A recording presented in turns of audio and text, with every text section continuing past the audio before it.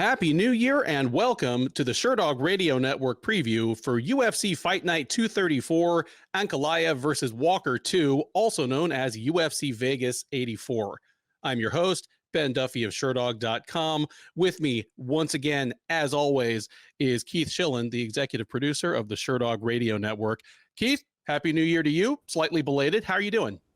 I'm doing excellent, man. Happy New Year in, 2024 in the year of our Lord Bo Nickel. Yes. Happy New Year to all the listeners out there. Get out there early for you guys. I mean, I think it's only about year 28 of Bo Nickel, but, nonetheless, the savior of MMA anyway, I've got two random questions for you, just kind of trivia questions off the top of my head before we dig into this card. This card, of course, is headlined by the rematch between Magomed Ankalaev and Johnny Walker. The co-headliner is Matheus Nicolau versus Manel Kape in a high-stakes men's flyweight fight. Can you think of another card in UFC history that has been headlined by two rematches? Yeah, it's got to be... Yeah, not like a controversial one like the Walker one. It's got to be... And if there's lots of thinking time here, I'll cut it down. I'll keep it interesting. No, I can think of one. All right, what is it? I don't know the number, but TJ Dillashaw versus Cody Garbrandt was the main event, and Demetrius Johnson and Henry Cejudo was the co-main event. That's beautiful. Look at that. I didn't have to cut any dead air out. It took Keith all of about 10 seconds to peel that one off. Here's another one for you. This one has nothing to do with the card that we're dealing with now. Just I came across it while editing some articles over the holiday. Without thinking about it too hard, tell me how old Renan Barão is right now. How old Renan Barão is? Yeah. 38. He's 36. He turns 37 in a couple weeks, and he's been washed for over a decade. Is there a fighter that I know that he was an absolute killer? He was an absolute killer, and then everything fell off a cliff quicker, arguably, than has ever happened to another fighter in history. He went from one of the top 5 pound-for-pound fighters in the sport, arguably, to couldn't beat anybody within the space of like less than a year. Yeah, the only guy I can think of maybe would have been Cody Garbrandt. I mean, he kind of went from holy shit, look what he just did against Dominic Cruz to kind of a bum. A lot of that was with some injuries. He had neck surgery and different things. But Renan Barão is probably a good one. Yeah, I just expected him to be older when I came across that article I was dealing with, so I figured I'd throw it by you, and you as well guessed him to be a little older than he is. But that's enough about Mr. Barão. Let's talk about Mr. Ankalaev, Mr. Walker, and the 12-fight card that they're topping here. This is the UFC's first offering of the new year. What do you think of it? Give it a letter grade on paper. I think it's solid. Yeah, I'll give it a B-. I mean, it's one of those, like, you've been waiting, a month now. That it's been a long break. I don't know what you did. I needed the break. Of course I did the whole holiday, the Christmas thing. Things are different when I don't have to worry about, oh man, I got to get this much tape study done tonight. I'm not gonna lie, that makes me enjoy when people are over a little bit. I'm not like looking at the clock like, oh man, I'm gonna get like an hour worth of tape study. So between doing that, I actually watched some movies, which I never do. Anything good? I'm a war movie guy. I like war movies. So I never saw 1917. What an incredible movie that was. I watched 13 hours too. 1917, that's the Christopher Nolan one that came out just a couple years ago, isn't it? I'm not sure if it was Christopher Nolan. It was like one scene nonstop. Like it didn't stop. Yeah, that one was fantastic. Yeah, it was fantastic. I watched 13 hours. Another one that I'm not watching anything new. I guess a couple years old, but did a lot of wrestling. As I always do, but. Man. So I think, it was definitely a nice break, but then you still want to, it's like anything when you go on vacation for a while, it's nice to be away, be in Florida, be in, somewhere else, be on Myrtle Beach or something. But then at the end of the vacation, you're ready to get back to normal, and people punching each other in the face for my viewing pleasure is normal. So I might be grading too much on a curve, but I'd go a B minus. I'm excited for this. There's some good fights. Me too. And even, I mean, there are a certain number of very good fights here, like the 3 of the top 4, Simone versus Bautista, and then the main and co-main event are dynamite. And then even in the other ones, there's at least individual fighters that I'm very excited to see. Even if the matchup isn't quite what it could have been. So I'm with you on that. And I completely agree that it having been 3-4 weeks since the last UFC. And yeah, I did check in for some of Ryzen's New Year's Eve thing, but it feels different when you're just watching it in the middle of the night for fun. This is when you've been on the road for 3 hours, all of a sudden that, beef jerky at the gas station's looking like some gourmet food right there. The little bag of peanuts on the airplane that, you would never touch it at home. It's like, oh man, honey roasted peanuts. Yeah, that was, and people are asking for a second one. Okay, another one. Yeah, get him another one, and the whole can of Coke, please. You just leave the can. You can tell that Keith and I both fly coach. Yeah, we got to talk to Sherdog about that. They got up the budget. What the hell? Oh yeah, first class.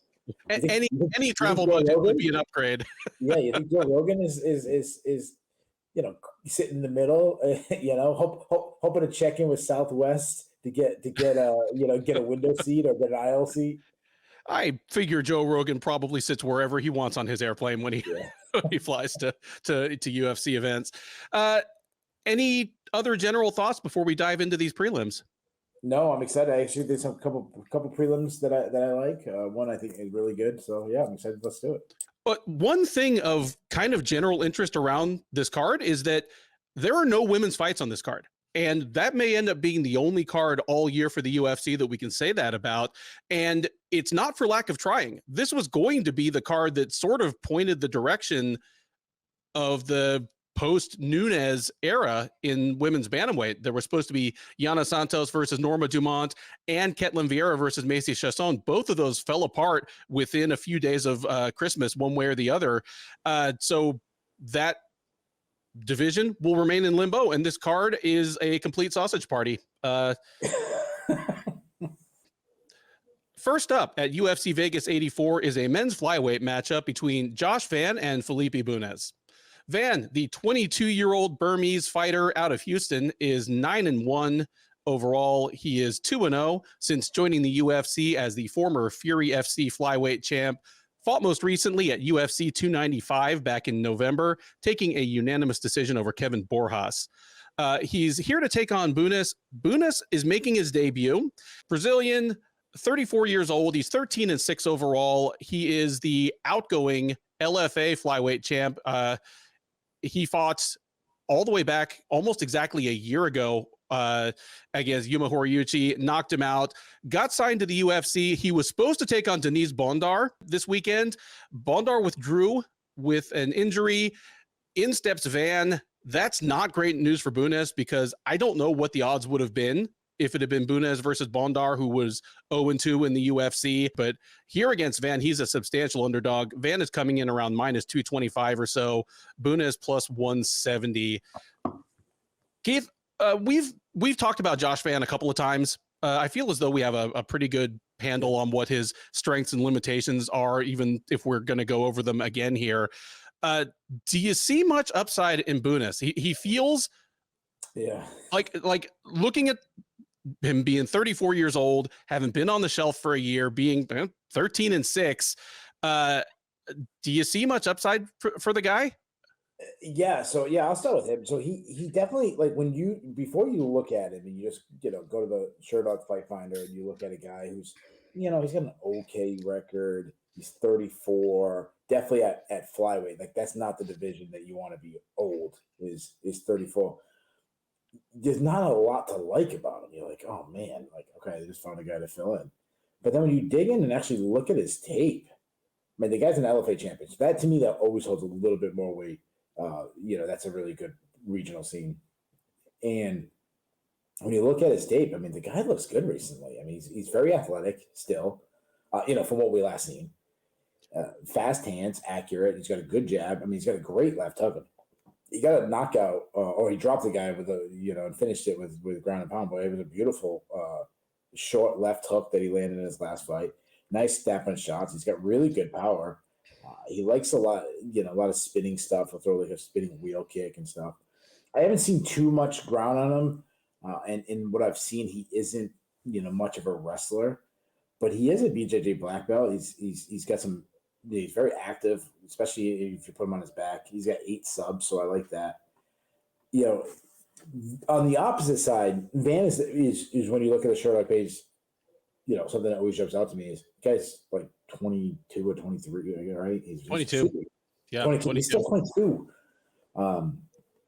Very athletic, high volume. He's a pressure striker, much better moving forward than being pushed on his back foot. Like I said, I like his striking. He's got fast hands. He sets up his shots well with feints, works behind a crisp jab, got some good snap on his shots. Some of the best body punching I've seen was his fight against Kevin Borjas. He was working him to the ribs. I like his step and knees. Underrated wrestler, good entries, good timing on his takedown, strong takedown defense. Even when he's been taken down, like he's shown the ability to get back up. Like I go against his match against Zolga Zumagulov. He got taken down, worked back up. When he was on top, good ground and pound. He's got 2 subs on his record too. I love flyweight. I mean, I think it's the perfect way to start off the year. Start with always the most entertaining division, action wise. Not storylines, not a lot of big personalities in the division, but and not most knockouts. But it's going to be an exciting fight. Before tape study, I was all over Van. Like this is, oh my god, this is 2 levels. But I like what I've seen from Bunes. I'm still going to go with Van. He presses the action. He works the body. He's younger. He's at the age where he can still make huge jumps and improvement. While Bunes, he's been out for a year, so that's concerning. UFC debuts you always wonder how they're going to react to that. And he's also could just get old overnight, especially at flyweight. If you lose even a little bit of speed, you're going to be a disadvantage. So I like this fight. I'm going to go with Van. I'll say Van wins by unanimous decision. Yeah, I agree with you in that the tape on Bunes tells a different story than the raw numbers do, at least through what we know of him, which again, it's been almost a full year since we've seen him. But yeah, he seems to, at least a year ago at 33, seemed to be still very athletic, explosive. You look at his record and he's got a lot more submissions than knockouts, but at least in his more recent run, his power has really come to the forefront. He has the kind of punching power that not a whole lot of guys at flyweight do. I'm with you in that I'd feel more comfortable about the upset potential here if it hadn't been a full year off for Bunes, because this is a division where pushing towards your mid-30s, the fall off could come at any point, and it could come at any point, in that division or the ones next to it. I mean, I can't think of his name, so I won't even make the comparison. Van, I was cautiously high on Van when he joined the UFC. He being a local guy to me, a Houston guy, a Fury guy, I'd seen all of his fights on the way up, and I was very high on him as a prospect.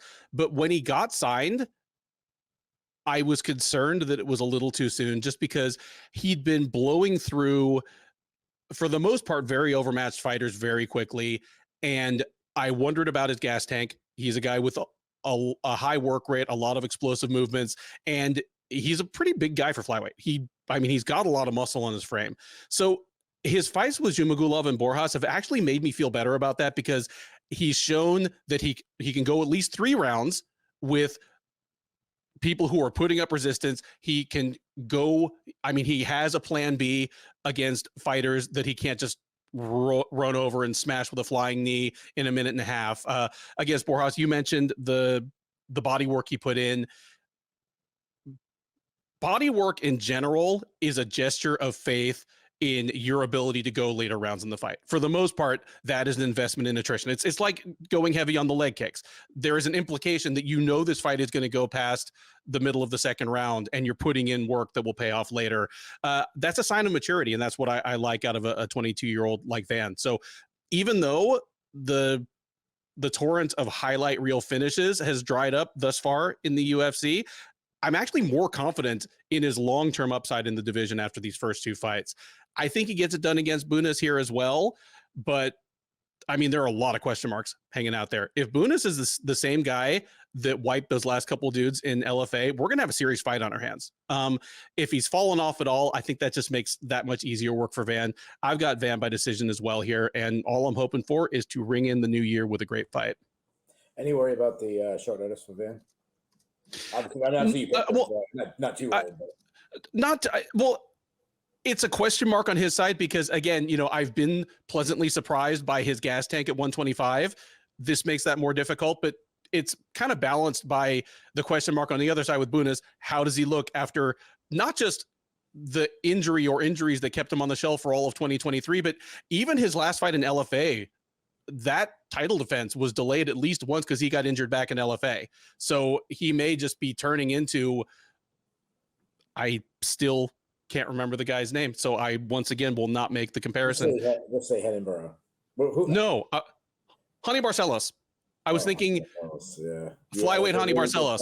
But just too late, got the call too late. Got the call too late and then suddenly looked slow and gassed out and kind of chinny overnight. And that might be Bunes. If Bunes wins on the recap show, we're gonna have to compare him to all the people in the division. Just for Jay Petrie. Yeah, exactly. Just gonna run right up the ladder. We'll do it in his honor. Next up on the UFC Fight Night 234 prelims is a lightweight matchup between Nikolas Motta and Tom Nolan. Motta, the 30-year-old Brazilian, is 13-5 with one no contest overall. He is 1-2 with one no contest since joining the UFC out of season 4 of Dana White's Contender Series.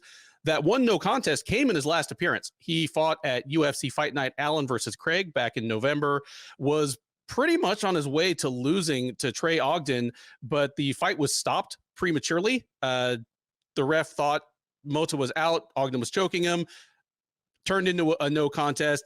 You can argue that both guys were robbed, but if you ask me, the one who was more robbed was Ogden, because he was, again, even if that choke didn't finish, he was pretty close to just winning an uncontroversial decision.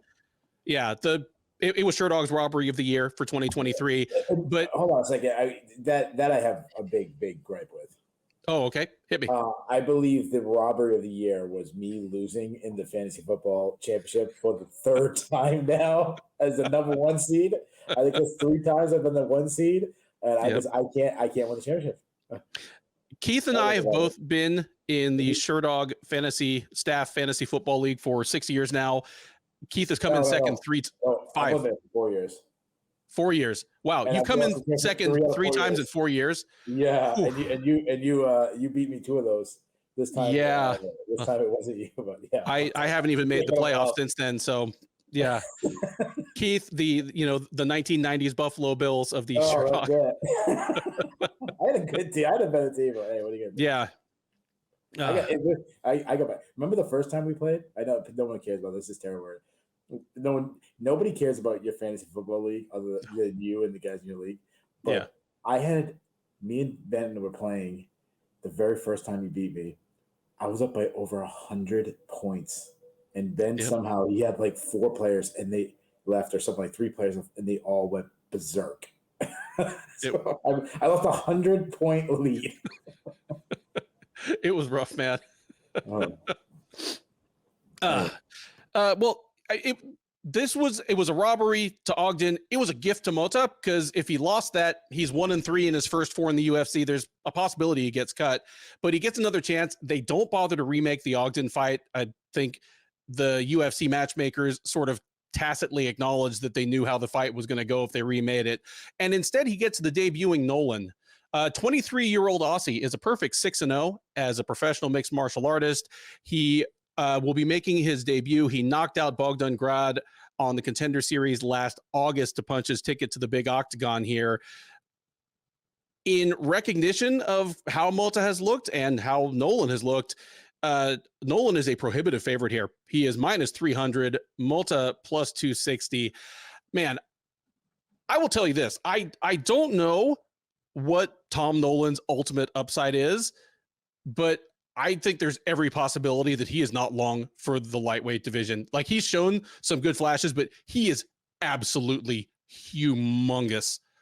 He immediately steps in as one of the biggest guys in the division. He's 6'2". He's not skinny. He's on that kind of Ignacio Bahamondes, Joel Alvarez type thing where he's 23 now. Give him a couple years, he might be a large welterweight.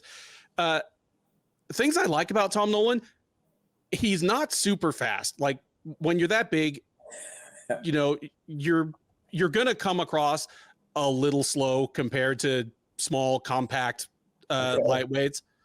But hold on a second.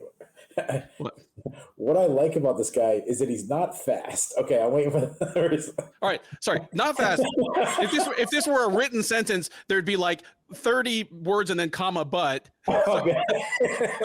Comma. What I like about the MMA fighter is that he's not tough, but yeah, he's not fast, and even on the regional level, he had trouble keeping smaller, quicker fighters on the outside. So he doesn't necessarily try to fight that way. He's developed good inside weapons. On the Contender Series, he crushed Bogdan Grad with a short right hand.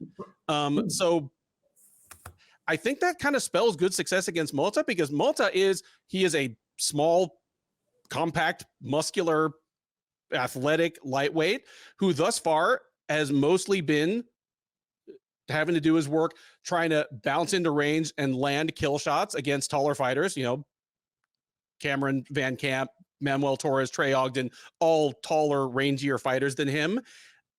And that's not going to be a safe place for him against Nolan.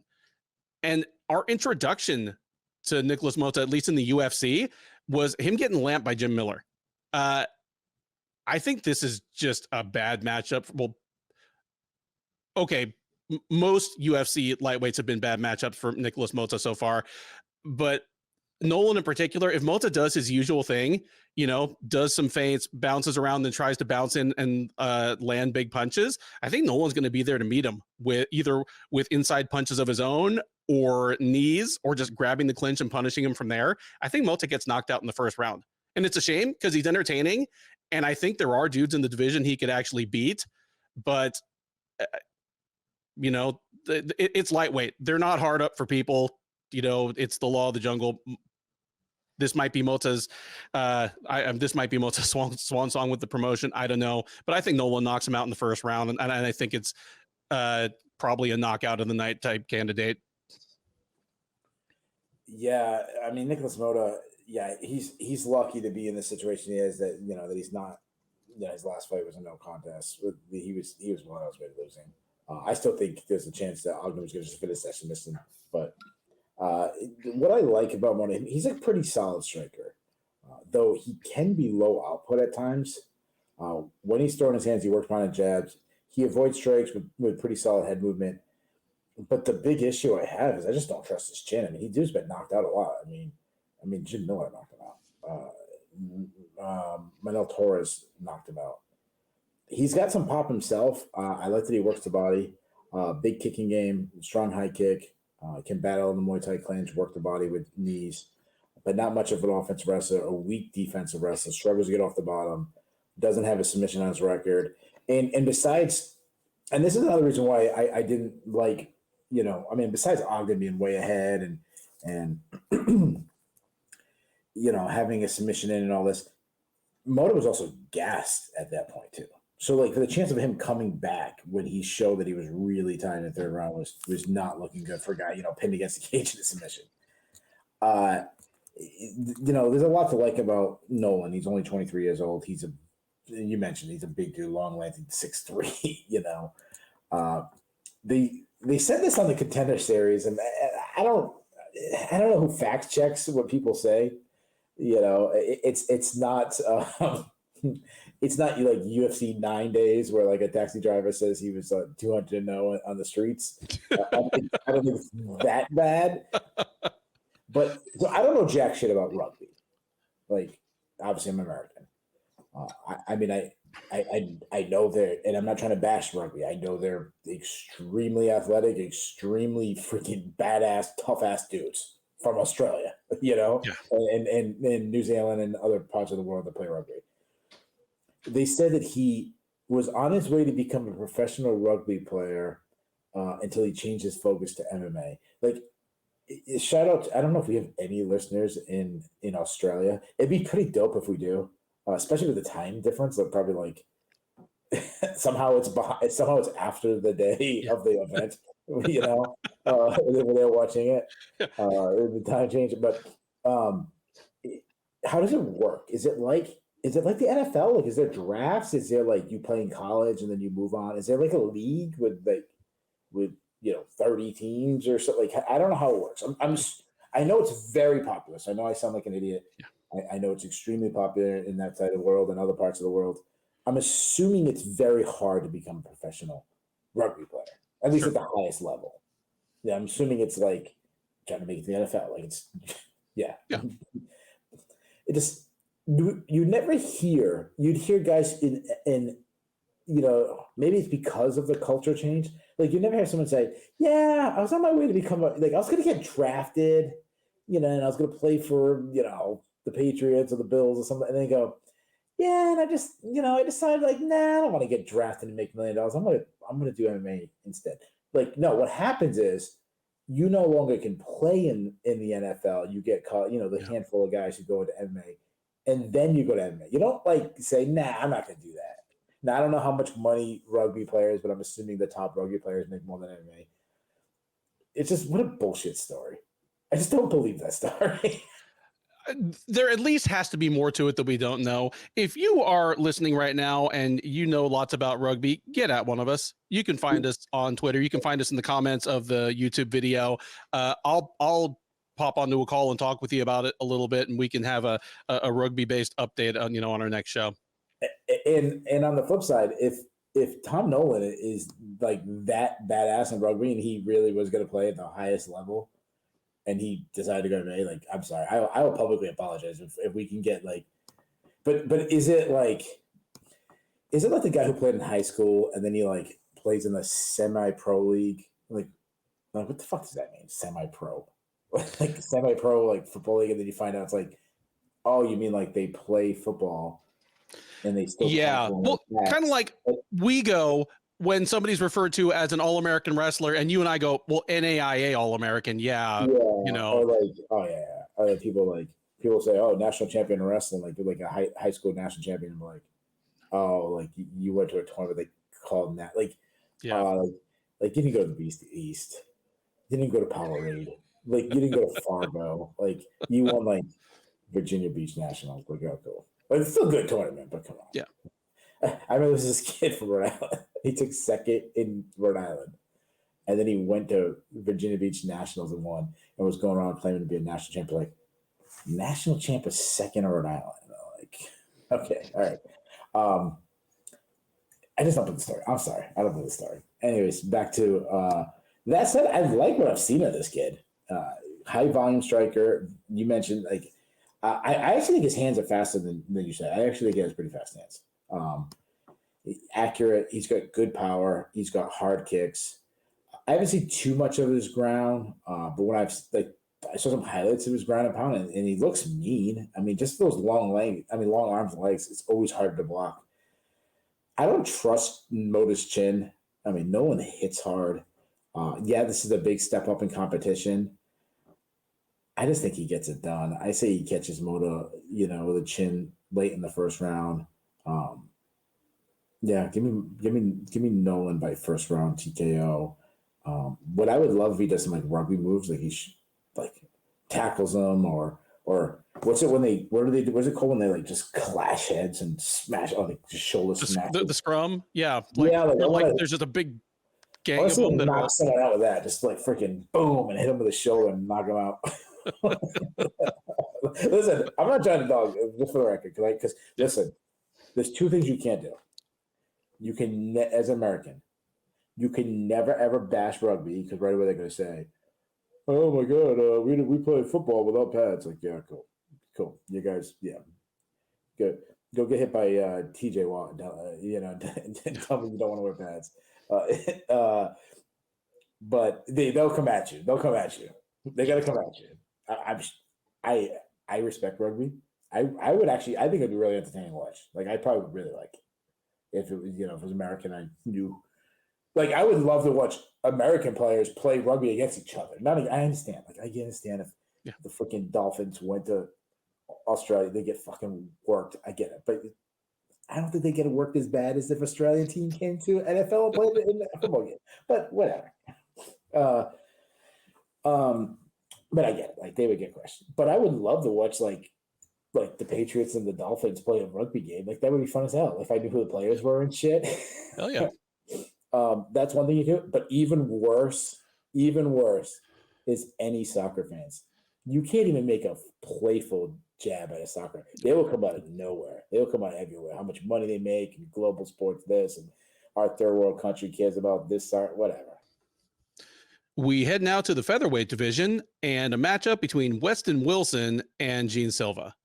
Wilson, the 34-year-old Utahn, is 16-8 overall. He is 0-1 in the UFC. Made his debut last July at the Strickland versus Magomedov Fight Night card. Got knocked out by Joanderson Brito in the first round. He will look to get in the win column here against the debuting Silva. Silva, 27-year-old Brazilian, is 11-2 overall. He appeared on the Contender Series last September, where he took a unanimous decision over Kevin Vallejos to earn a spot in the UFC. Although I don't believe he was signed immediately. He is here as fill-in for Gabriel Santos, who withdrew from this fight with an injury. So he's stepping in here against Wilson. Despite the fact that he is a replacement fighter, he is the biggest favorite on the card, and there's possibility he's the biggest favorite you'll see all year in the UFC. If not, he's certainly going to be in the top 5, as he is minus 800, Wilson plus 550 on the comeback. And I can tell you exactly why. I'm glad that Westin Wilson made it to the UFC. I lived in Utah when he fought there. I've been to his gym. I've been to 4-7 Training Center. I think Jason Mertlick is low key might be. I think he might be the best coach working in Utah right now. He didn't live in Utah though. He's from South Carolina, right? I do not. He's the Thompson guy. Yeah. You know what's funny? You know what's funny? He looks like he should live in Utah. Like, he looks like a Mormon. Like, if I think of a Mormon, that's what I think of Westin Wilson. Very, very much so. It'd be easy for him to blend right in with the Utahns. He looks Utahn as hell. He looks like the guy who came door to door trying to sell me solar panels this week. Like, that's what he looks like. He doesn't look like an MMA fighter. Oh my goodness, yes. And dude, Mormons, when they get home from their mission, they spent 2 years knocking on doors, selling Jesus. A lot of them go into door-to-door sales because they're like, I've already got these skills.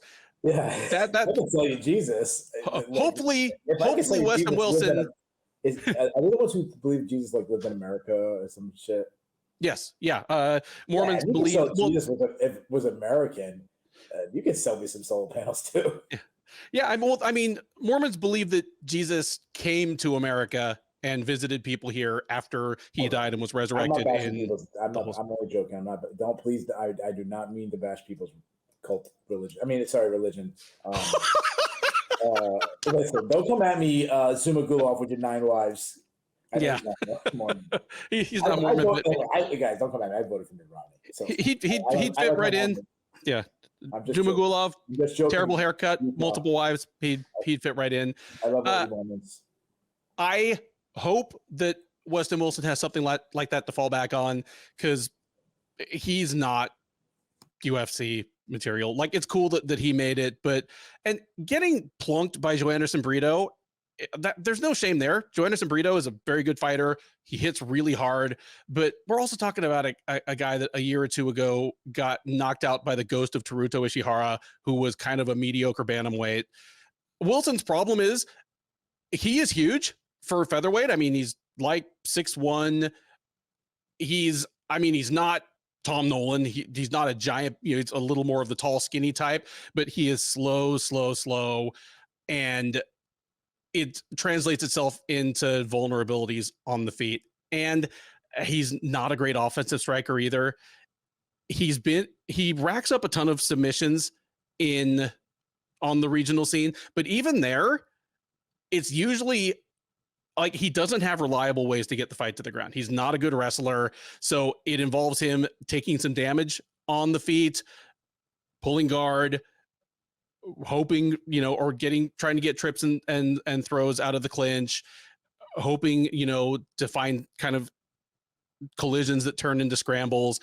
And this is all danger zone because he doesn't have great defense on the feet, and his chin is kind of suspect.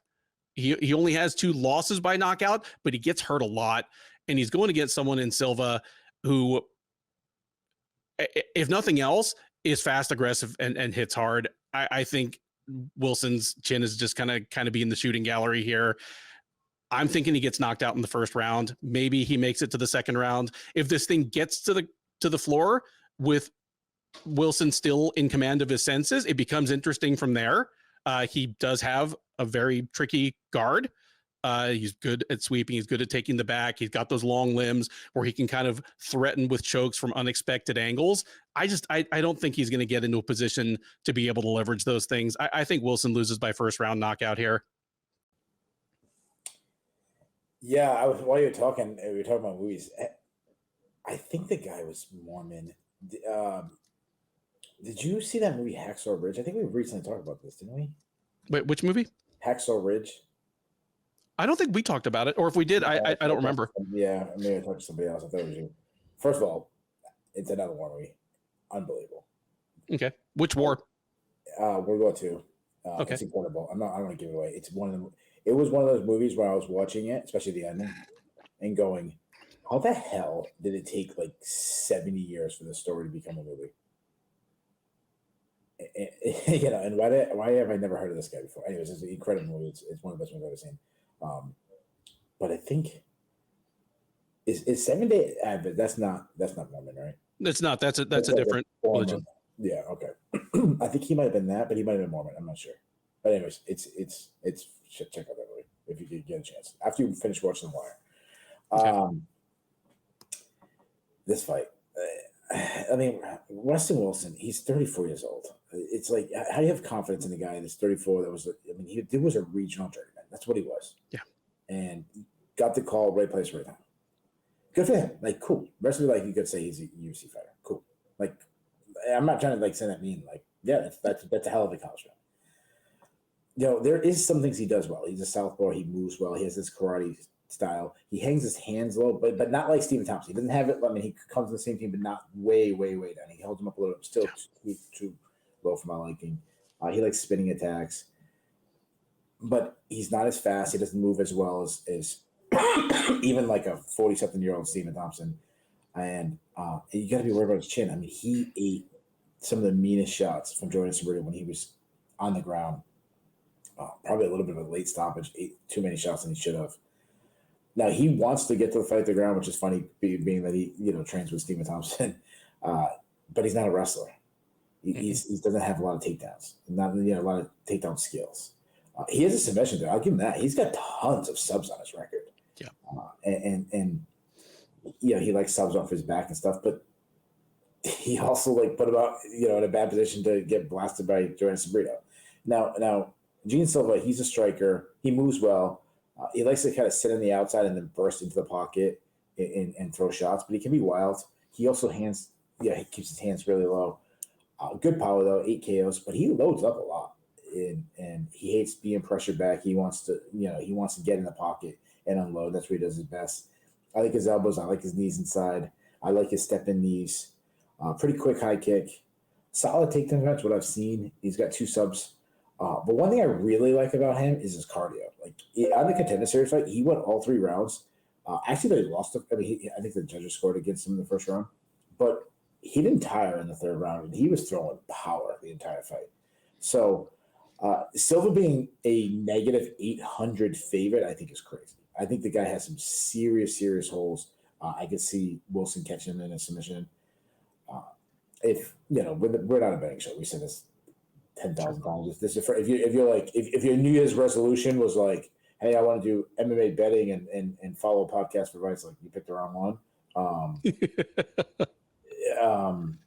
You might pick the wrong one for a couple of reasons, but if that is the reason, you definitely picked the wrong one. But I would sprinkle a little on Wilson at those odds because it's no confidence in Wilson.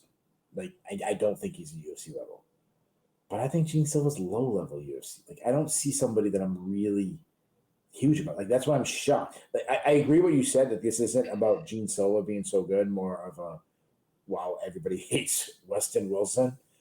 But like I still, for me to have a guy be negative 800, I still like that's got to be still got to be a prospect that I like too. It's got to be like A and B, not just A. That said, I really wanted to take Wilson. I didn't know he was that big of an underdog because like pre-tape study, I was like, oh, Wilson sucks. I'm definitely going to go with this other guy. But then I watched the guy. I didn't like what I saw. But I'm still going to say Silva catches him. I'll say Wilson. And Wilson's still too hittable. I say Silva catches him with a flurry. And when he gets in the pocket, it just overwhelms him. I'll say Silva by second round TKO. Bantamweights take the cage next as Farid Basharat looks to keep his record perfect against Taylor Lapilus. Basharat, the 26-year-old, is a perfect 11-0 as a professional mixed martial artist. He is 2-0 since joining the UFC out of season 6 of Dana White's Contender Series.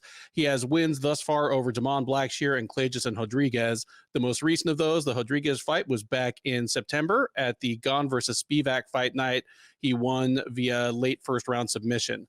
He'll look to make it 3 in a row against the resurgent Lapilus. Lapilus, 31-year-old Frenchman. He is 19-3 overall. He's 4-1 overall in the UFC. This is his second time around. He went 3-1 in his first stint with the promotion, was let go 3-1, and even off a win.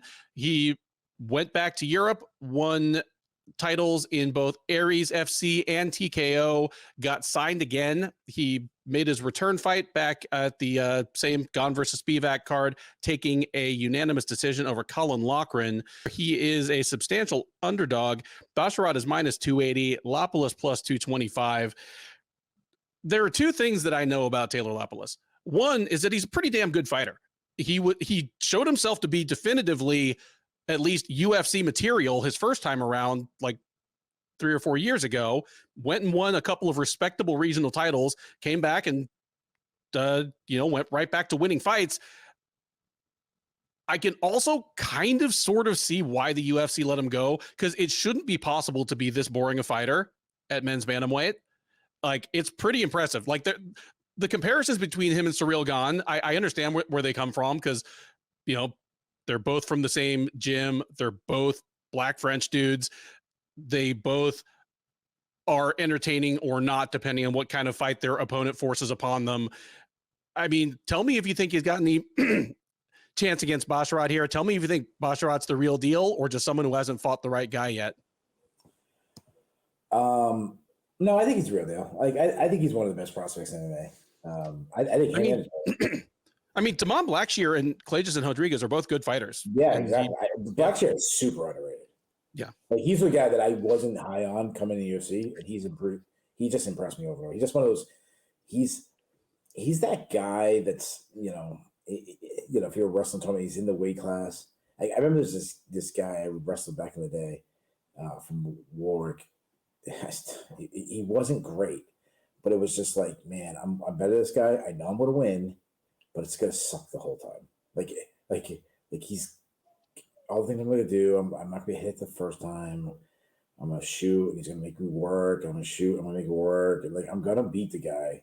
It's going to be 3-1, and you're going to be tired. And yeah, I'm going to win 7-2, but it's like, I'm going to be tired the whole time. It's going to be, he's going to hit me with cross faces. He's going to every time I think I'm going to take him down, he's going to go to his hip and pop back up. And just that's Blackshear. Like, he's just he's never going to be a contender, but every time you fight him, he's going to be like, this is going to suck.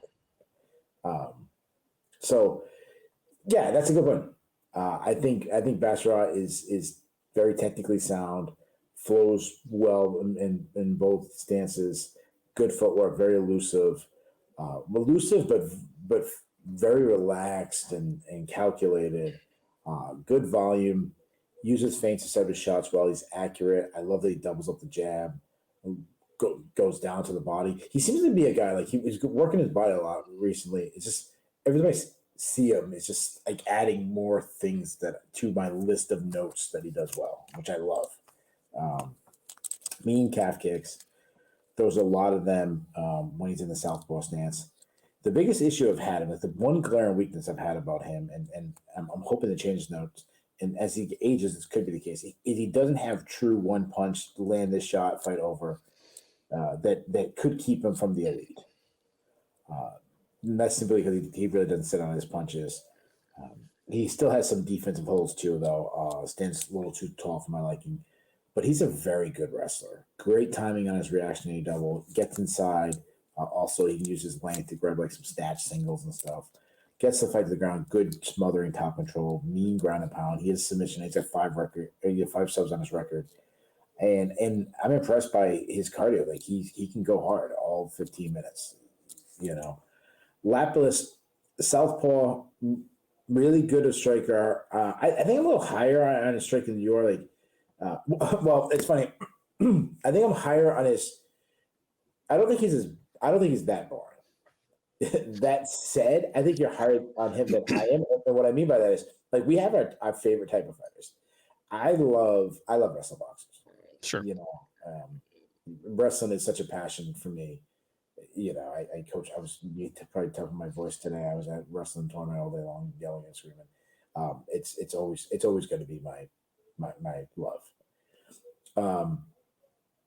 You love guys that fought in the UFC, gets cut, and earns not just like right place, right time, but actually earns their way back in the UFC and wins. Like, you love that story. Sure. Yeah, it's cool. Like you, like Sean Strickland, you were like pumping him up way before it was popular. Like, you were on the, like, this guy has turned his career around before he was in the top 10, before he was, you know, headlining, and then obviously before he got the upset. So I'll give you a lot of credit for that. You were on that train way before anybody else was. So go back and check the records and see if I'm wrong when he was fighting in the prelims coming back. Anyway, back to this guy, Lapilus. I think he's a little bit of a sniper. I think he's very calculated. I think his volume has improved, and that's one of the improvements since he's come back to the UFC. His fast hands, good jab. I love his straight left from the southpaw stance. He sets up his shot well because he's kind of long and he uses the hand fighting really well, which you don't see a lot of strikers do. Good kicking game, hard leg kicks, though he will throw some naked leg kicks. He also makes a mistake of backing straight up on the center line and lacking head movement, kind of trusting to beat his opponent to the point of contact. Good dirty boxing. He can wrestle a little bit. He used to be a really bad defense wrestler. I will say his takedown defense has improved, but I'm still worried about it. But he's got 6 submission wins. I think this fight is fire. Not in the sense, like, I agree. Like, I don't know if it's gonna be a barn burner, rock 'em, sock 'em, but I just think, I mean, you know, it's not a slam dunk for Basharat. I do think Basharat's a rising star, but I also think Lapilus is one of the most underrated guys on the entire roster, and I know you feel the same way. Yeah.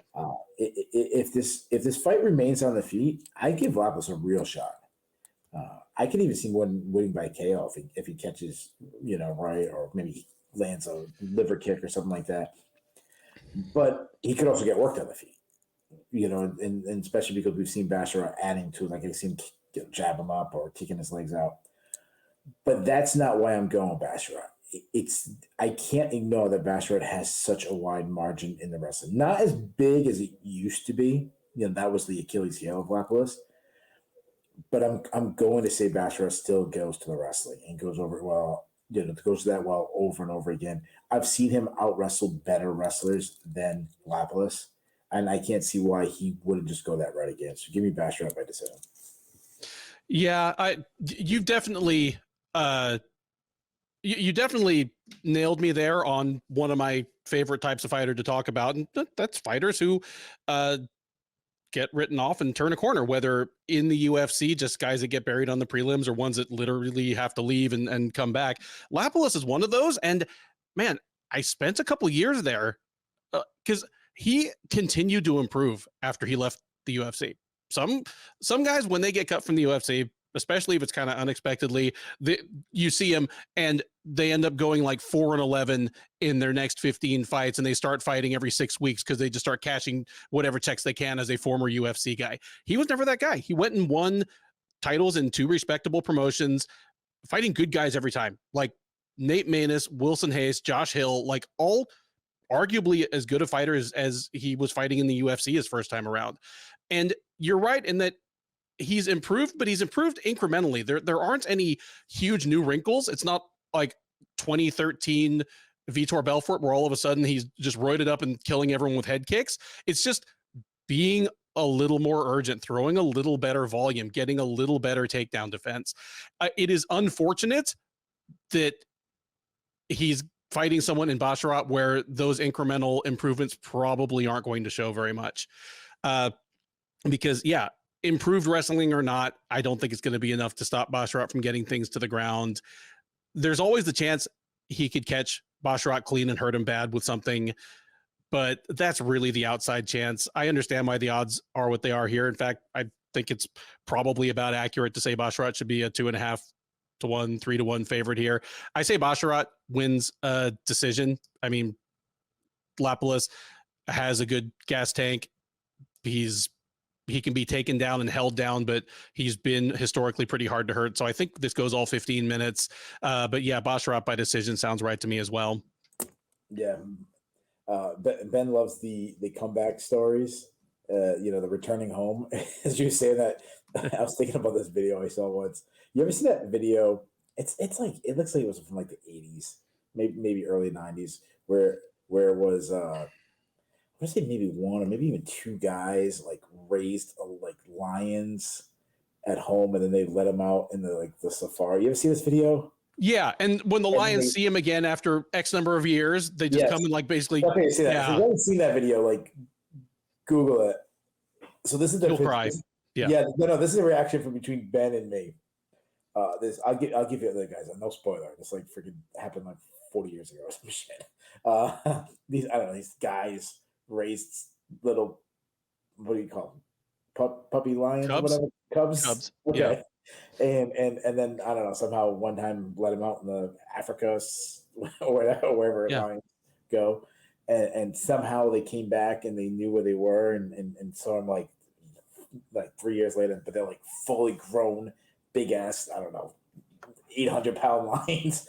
And these lions come running over to them, and somehow they recognize them, and they're jumping on them and hugging them. And so this would be this is the reaction from Ben and me. This is Ben. Oh my God, that's so sweet. He's crying. Me, I'm like, what the fuck are you hugging a lion for? Run away. That's me. Every time I've seen the video like 30 times, and every time I'm like, oh my God, why am I watching this? If they're going to get bitten by a lion, am I going to watch this? Yes. So the question is will Basharat get bitten by the lion that is Lapilus? The lion Lapilus. We stay in the bantamweight division for the next fight. It is a clash between Marcus McGhee and Gaston Bolanos. McGhee, the 33-year-old MMA lab product, is 8-1 overall. He's 2-0 in the UFC, made his debut last April. Since then, he has a submission win over Journey Newson and a knockout win over JP Bays. The most recent of those was the Bays fight at UFC on ESPN, Luque versus Dos Anjos in August. He will look to make it 3 in a row, and at least in my book, meant one of the more surprising successful UFC runs in recent memory against Bolanos. Bolanos, 31-year-old Californian, is 7-3 overall. He is 1-0 in the UFC. Prior to that, he had spent his entire professional career as one of Bellator's quieter homegrown prospects, but he went 6-3 in Bellator, made his UFC debut in April, taking a unanimous decision over Aaron Phillips. They meet here. McGhee is a comfortable favorite. He's minus 275, Bolanos plus 225. Keith, I don't super believe in either of these guys. I mean, McGhee is 2-0 in the UFC, but he has wins over Journey Newson and JP Bays. Bolanos is 1-0 in the UFC with a win over Aaron Phillips, who I believe retired immediately after the fight.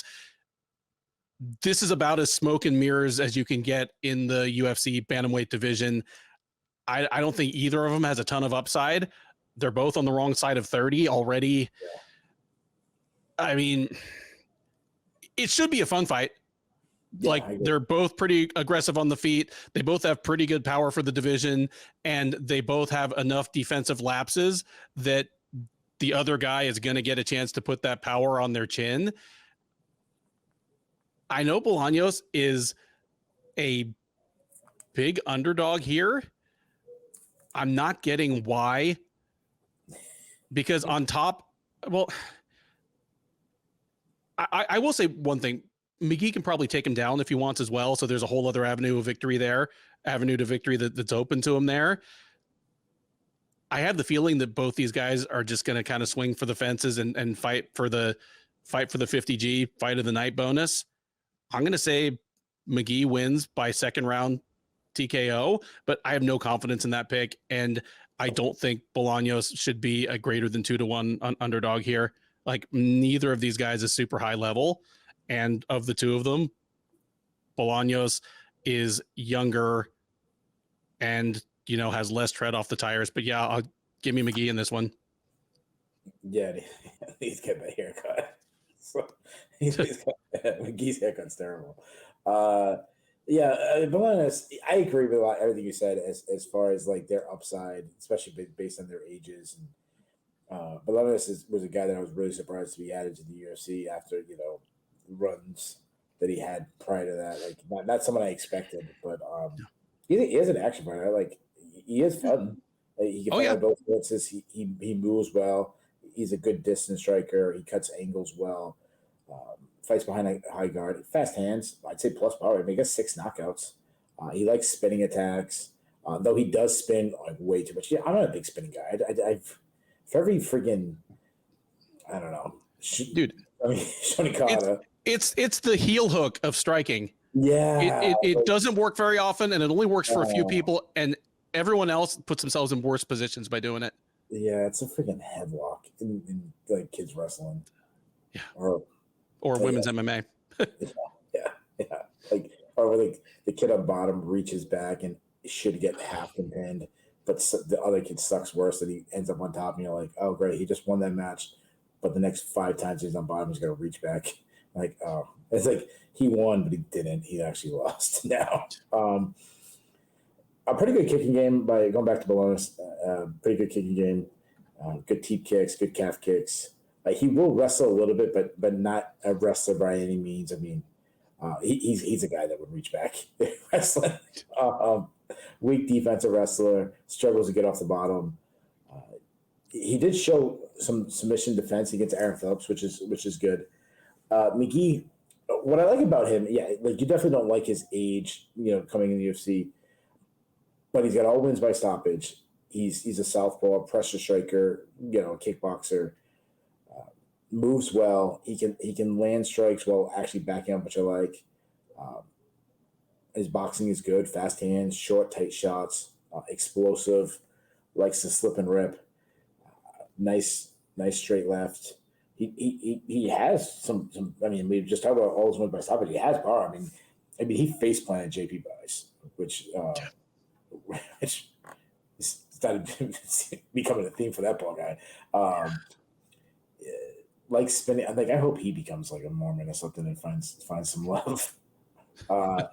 He also likes spinning attacks. And maybe he'll have like what's that game when you spin the tops and they bang into each other? Beyblade. Yeah, maybe we'll have some of that action. They just keep spinning and see. he likes. Hey, bring the Yama pit back out for those guys, because like, yes, dun, dun. yes, nice one. Nice job, man. He likes to step in knees, good kicks. He's got a quick high kick, hard body kicks. He will jump at his opponents, which will set him up to be taken down. Like, he doesn't care about that. But he did stop some takedowns from Journey Newsom and scramble well to his feet. This is going to be a fun fight. I'll say that. Both guys are very similar. I'm also leaning towards McGhee. He's, to his credit, like, he's not a guy that we expected to win matches when he was added to the UFC, but he's looked pretty good so far in the UFC. Yep. He's been looking better every fight. He's got some speed. He's got some power. Bolanos has never been knocked out. I don't think he's got like this rock solid chin. I just think it's overdue. So I'm going to go with you. I agree. I say McGhee catches him. I'm going to say he does in the second round. Give him McGhee by second round to go. Welterweights take the cage next as Matthew Semelsberger and Preston Parsons look to get back in the win column at each other's expense. Semelsberger, the 31-year-old Maryland native, is 11-6 overall. He's 5-4 in the UFC. He's on a 2-fight losing streak. He lost both of his 2023 cage appearances, dropping a split decision to Jeremiah Wells in April and getting knocked out in the third round by Uroš Medic at UFC 291 in July. So he'll look to bounce back from the first losing streak of any kind in his career against Parsons. Parsons, 28-year-old Florida native, is 10-4 overall.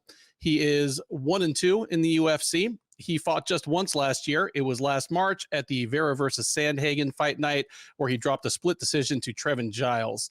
Odds here, fairly close, but Semelsberger is just a slight favorite, despite the fact that he is coming in on relatively short notice. This was supposed to be Parsons versus Basil Hafez.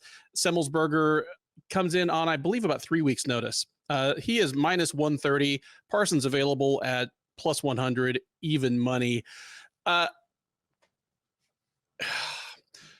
Semelsberger should be better than basically 500 in the UFC.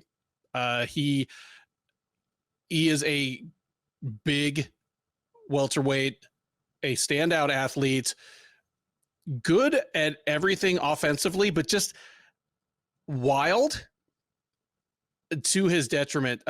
Has defensive lapses, has trouble, to quote the cliche of so many fighters over the years, has trouble imposing his will on a fight. I mean,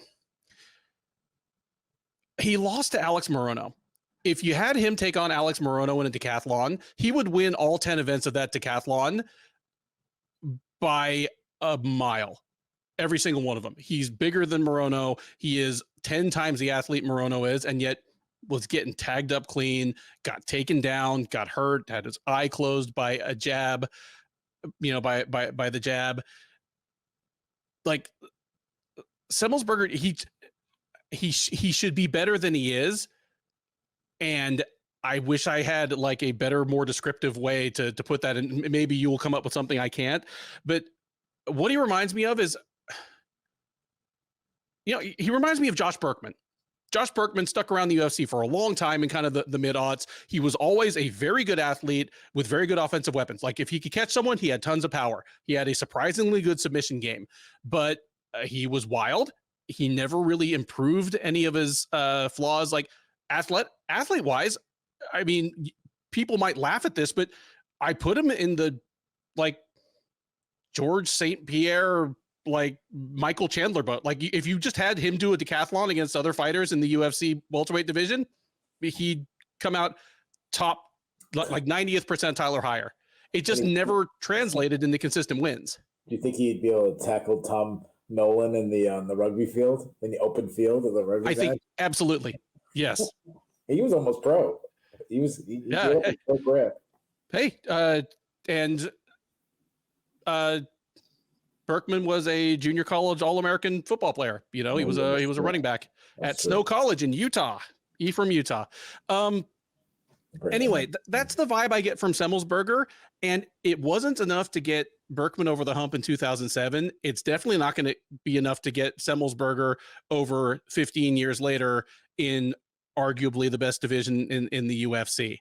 Like if something doesn't change, he's going to keep losing fights to people he should beat. And Parsons is, I mean, he's another example of that.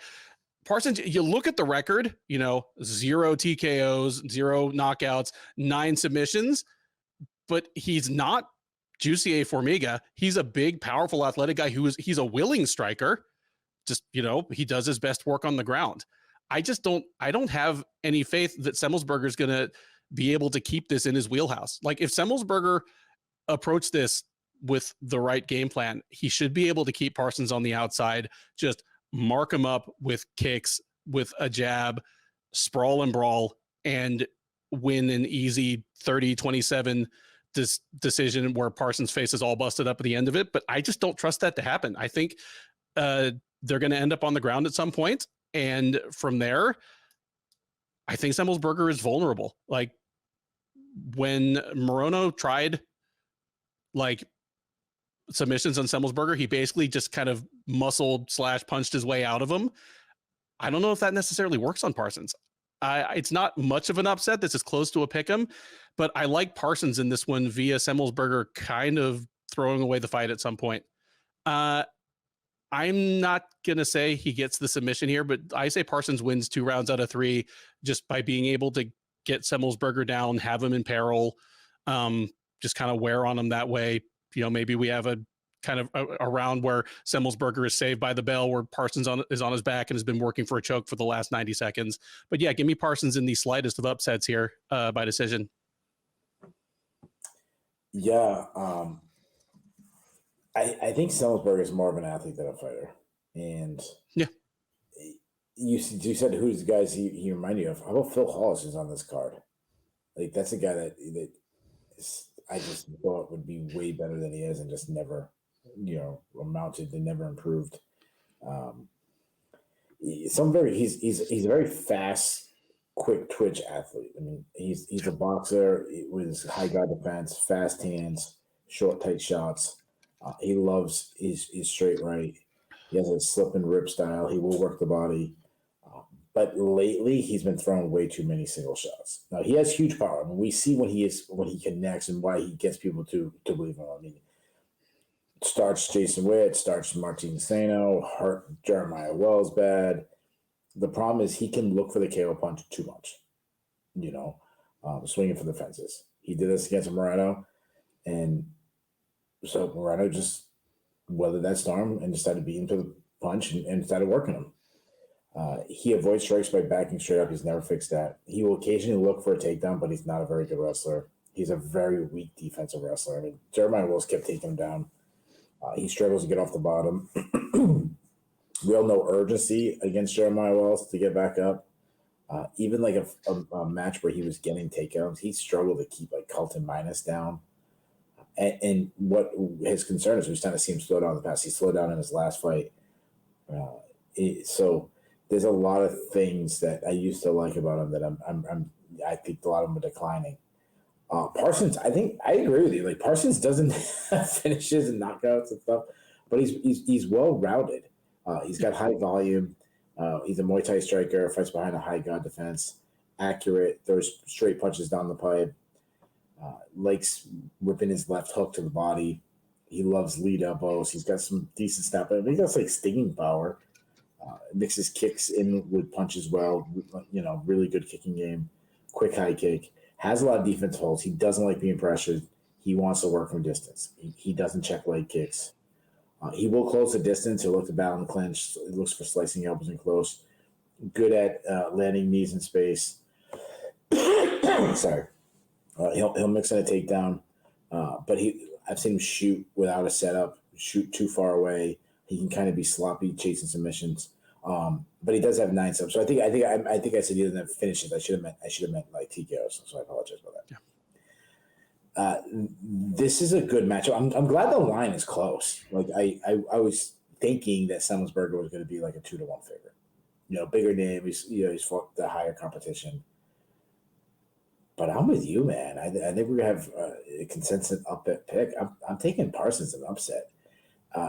He's going to have to win an early round, like the first and second round, because I expect him to win the third round. I expect Semelsberger to start the gas out. So it's can Parsons get one of the early rounds? I think he does. I think he probably wins the second round. I think he wins the second and third. I think he wins with volume. I think he mixes in a takedown too. Maybe holds Semelsberger down for large portions of the fight. I could even see a late stoppage. Probably not. Maybe catches a submission late, and if Semelsberger is completely gassed. But I say Parsons wins. I'll say it's a very close fight, but I say he wins a unanimous decision. All right, there you have it. The first unanimous Shillan and Duffy upset pick of 2024. Let's see what kind of year it's going to be. Next up at UFC Vegas 84, and at least as the card is constituted as of the beginning of fight week, the top prelim is the lone heavyweight fight on the card. It is the ageless Andrei Arlovski against Waldo Cortes-Acosta. Arlovski, the 44-year-old Belarusian, is 34-22 with 2 no contests over the course of a now almost 25-year career. He is 23-16 with 1 no contest across multiple stints in the UFC. Since returning most recently, he is 13-12 with 1 no contest. He is on a 2-fight losing streak. He fought just once last year, got knocked out in the second round by Dante Almeida. You have to go all the way back to October of 2022 for his last fight before that, and he got choked out of all things by Marcos Rogerio de Lima. So he's looking to avoid a 3-fight losing streak. He's going to have to do it against Cortes-Acosta. 32-year-old Panamanian by way of Arizona is 10-1 as a professional. He is 3-1 since joining the UFC out of season 6 of Dana White's Contender Series. His lone loss in the UFC, his lone loss period, is also against Marcos Rogerio de Lima. He dropped a decision to him back in April at the Song versus Simone Fight Night, came back with a first-round knockout of Lucas Dresky in August to get back in the win column. He is prohibitively favored to stay in the win column, as Cortes-Acosta is the second biggest favorite on the card. He is minus 600, Arlovski plus 425. Wow. All right, man. Jeez. Yeah. Hey, I mean, Arlovski, it's on the one hand, it's kind of remarkable that he's even remotely competitive against top 50 heavyweights at age 44. I mean, he's on a 2-fight losing streak, but before that, he won 4 straight. I think it was about 15 years ago. No, he was plausibly shot 15 years ago, and it's been 15 years since he had an exciting fight that he won. Like, for 15 years, it's only been exciting when he gets KTFO. Yeah. But he is the last guy left on UFC roster who was in the UFC before Dana White.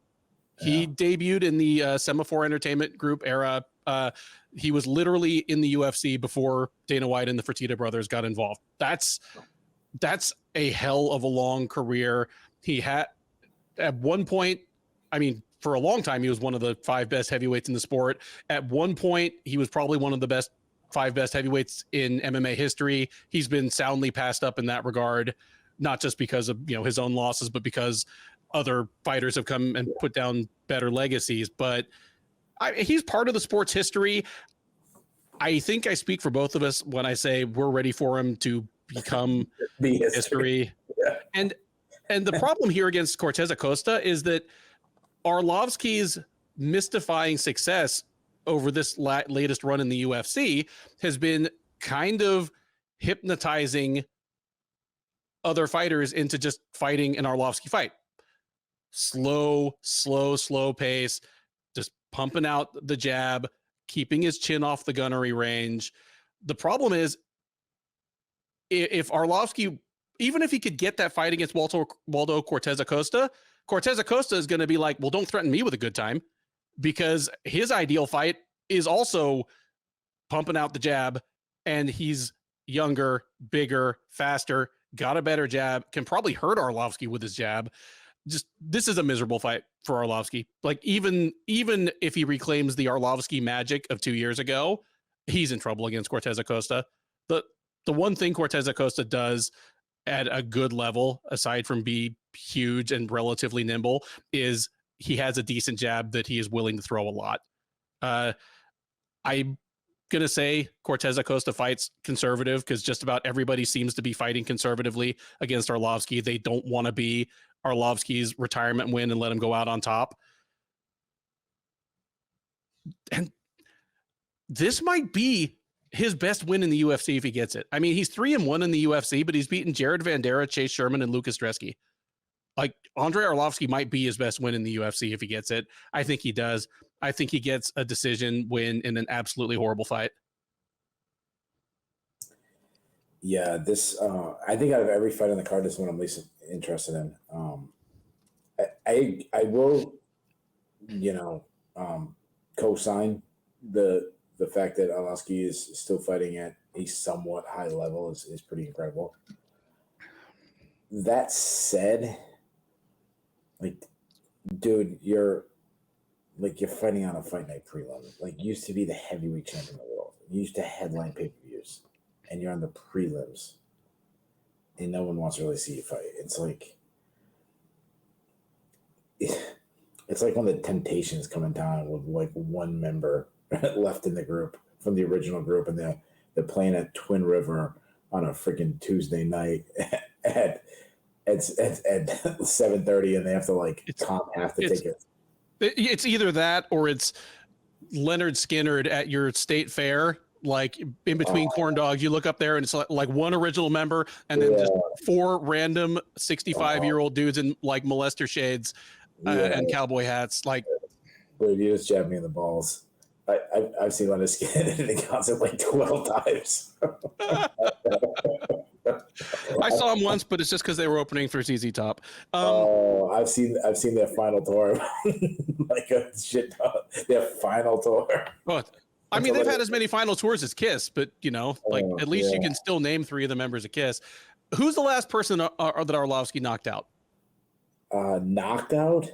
Like TKO, like stopped. Yeah, I know what you were saying. Yeah. It was like I have it in my notes, like it was like a decade ago too. It was May 2015. It's going on 9 years. Oh, I have no idea. I can't give you a guess. Travis Brown. Oh, Travis Brown. Mr. Rousey. Yeah, at least he did that. At least it was Travis Brown. That's it. Yeah. If you're gonna knock anybody out, at least it'd be Travis Brown. I mean, Arlovski, if he keeps it up, he'll probably become a member on the Leonard Skynyrd tour.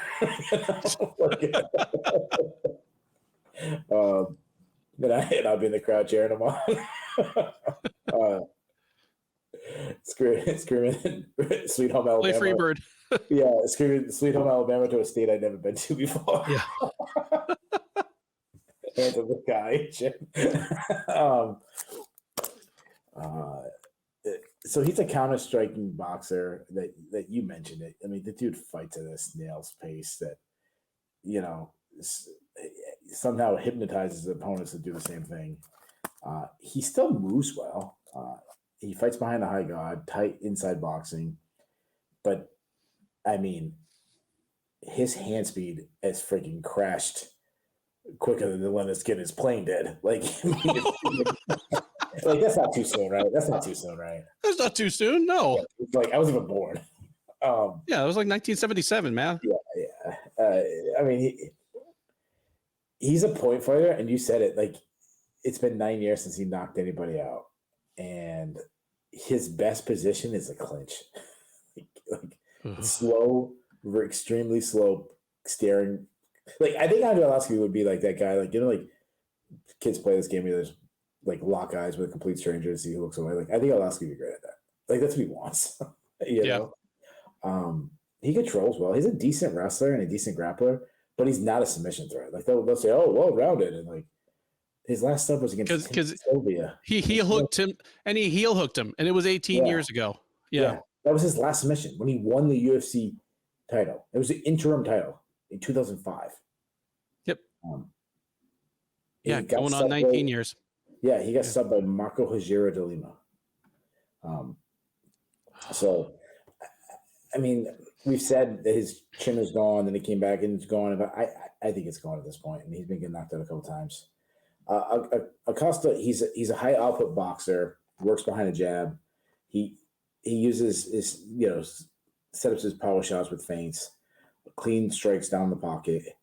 He whips an overhand, and he's good at wrapping around his opponent's defense. I like that he works the body. throws really hard. He has serious power because of his boxing style, but because of that, he's open to calf kick. It's a huge issue, and I mean, he keeps his chin high in there, and he's a weak defensive takedown wrestler. I mean, Chase Sherman took him down. He's a weak grappler. Looks very one dimensional. Like I could see, oh my God, I hope this doesn't happen. Like Arlovski is still crafty. Like I could see him, closing this distance, wrestling, suddenly kicking, which and picking apart with kicks. But Acosta's hands are still too good at this point. If he steps on the gas at all, I don't trust Arlovski's chin anymore. I'm gonna guess that his chin is officially gone. I'm gonna say Acosta catches him. I'm gonna say Acosta by first round knockout. I actually hope I'm wrong and you're right, because if this goes to decision, it's going to be bad. Yeah, that Freebird will survive. Tuesday's gone, Arlovski. Yeah. give me 3 steps right out the door. Yeah. Well, hey, I mean, I hope Arlovski has to wake up and say, "What's your name?" Yeah, nice job. It might be a Saturday night special. Hey, they have to give him the smelling salts, and he says, "Ooh, that smell." Yeah, just go out. Yeah, nice job. Just retire and be a simple man. Yeah. Oh. The 5-fight main card of UFC Vegas 84 begins with a middleweight matchup between Phil Hawes and Brunno Ferreira. Hawes, the 34-year-old New Jersey native by way of Florida, is 12-5 overall. He is 4-3 since joining the UFC as a 2-time veteran of the Contender Series. He fought on the very first season and lost, came back for season 4, where he won, got signed, and as I mentioned, since then has gone 4-3. He's on a 2-fight losing streak, having gotten knocked out in the first round by Roman Dolidze and Ikram Aliskerov. The most recent of those, the Aliskerov fight, was at UFC 288 back in May. So he will look to turn things around and snap that losing streak against Ferreira. 31-year-old Brazilian is 10-1 overall. That's the good news. The bad news is that the one loss was in his most recent fight, where he got knocked out in a minute and 15 seconds by Nursultan Ruziboyev. That was at the Strickland versus Magomedov Fight Night in July. Prior to that, he had won his debut by first round knockout over Gregory Rodriguez. So he's 1-1 in the UFC, and he is ever so slightly favored to go 2-1, as he is -125, Hawes -105. So this is actually practically a pick'em. Neither man is available at plus money as of right now. Keith, you alluded to this earlier on the show, Phil Hawes being a guy whose accomplishments have not quite stacked up to his obvious gifts and obvious potential. This is somebody that, heading into his first Contender Series appearance, we were talking about, or at least hearing about, being maybe the next John Jones. He has most decidedly not been the next John Jones. And he even seems to be regressing. Like he won on the Contender Series back, I guess, 3 years ago now in his second try, won his first 3 fights in the UFC, including good wins. I mean, Jacob Malkoun, Nasruddin Imavov, Kyle Dawkins, all solid wins. And since then, he's 1-3. He's got knocked out in the first round in all of the losses. And not just the outcomes, but his actual performances seem to be regressing. If you'd asked me about this fight a while, I mean, because I don't believe in Brunno Ferreira yet. Like, if they were fighting, if he were fighting Hawes instead of Gregory Rodriguez in his UFC debut, like at the beginning of last year, I would have picked Hawes comfortably. I'm like, wow, for all his flaws, Hawes is going to lamp this guy. I don't know if I feel that way now. Now I feel like this is almost a whoever touches the other guy's chin first is probably going to win this thing. And the tough thing is picking that. This is probably the most muscular fight in the UFC. They just like do like a flex off instead. Yeah. And the funny thing about it all is it doesn't have to be a find the chin contest. Hawes should be able to take this guy down effortlessly if he wanted to, but I don't know if I have faith that he's going to try. Before he was I mean, before he was a knockout artist, he was a very good wrestler. Like, not the amateur credentials, but good amateur credentials and the type of wrestling that tends to lend itself well to MMA. I mean, because of how he looks, especially when he bleaches his hair, it's easy to make the Kevin Randleman comparison, but it might be more fair to say if he had developed the skills differently, he could have had a Michael Chandler type path, and it's just not panned out in any way.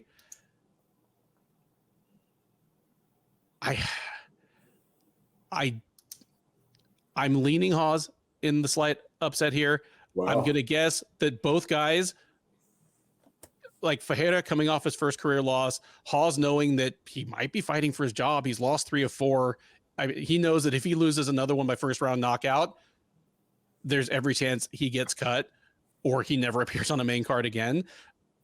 So I could see this being a fight where both guys come out surprisingly like tentative. Both guys kind of fighting not to lose in the early going. Hawes has more experience, better experience. Not that it's helped him much recently, but he is at a very, very good camp. I'm going to say Hawes wins a decision here in a fight that's not the barn burner that we expect and saves his job. He goes full Arlovski. I mean, not full Arlovski. I don't want to like age 2 years in 15 minutes as he's not in Skynyrd then. But they're going to sell you. The UFC booth is going to try to sell you on all either of these guys has to do is touch the other guy's chin. And while that's true, I don't know if it's going to be quite the chin destruction derby that they're pitching you.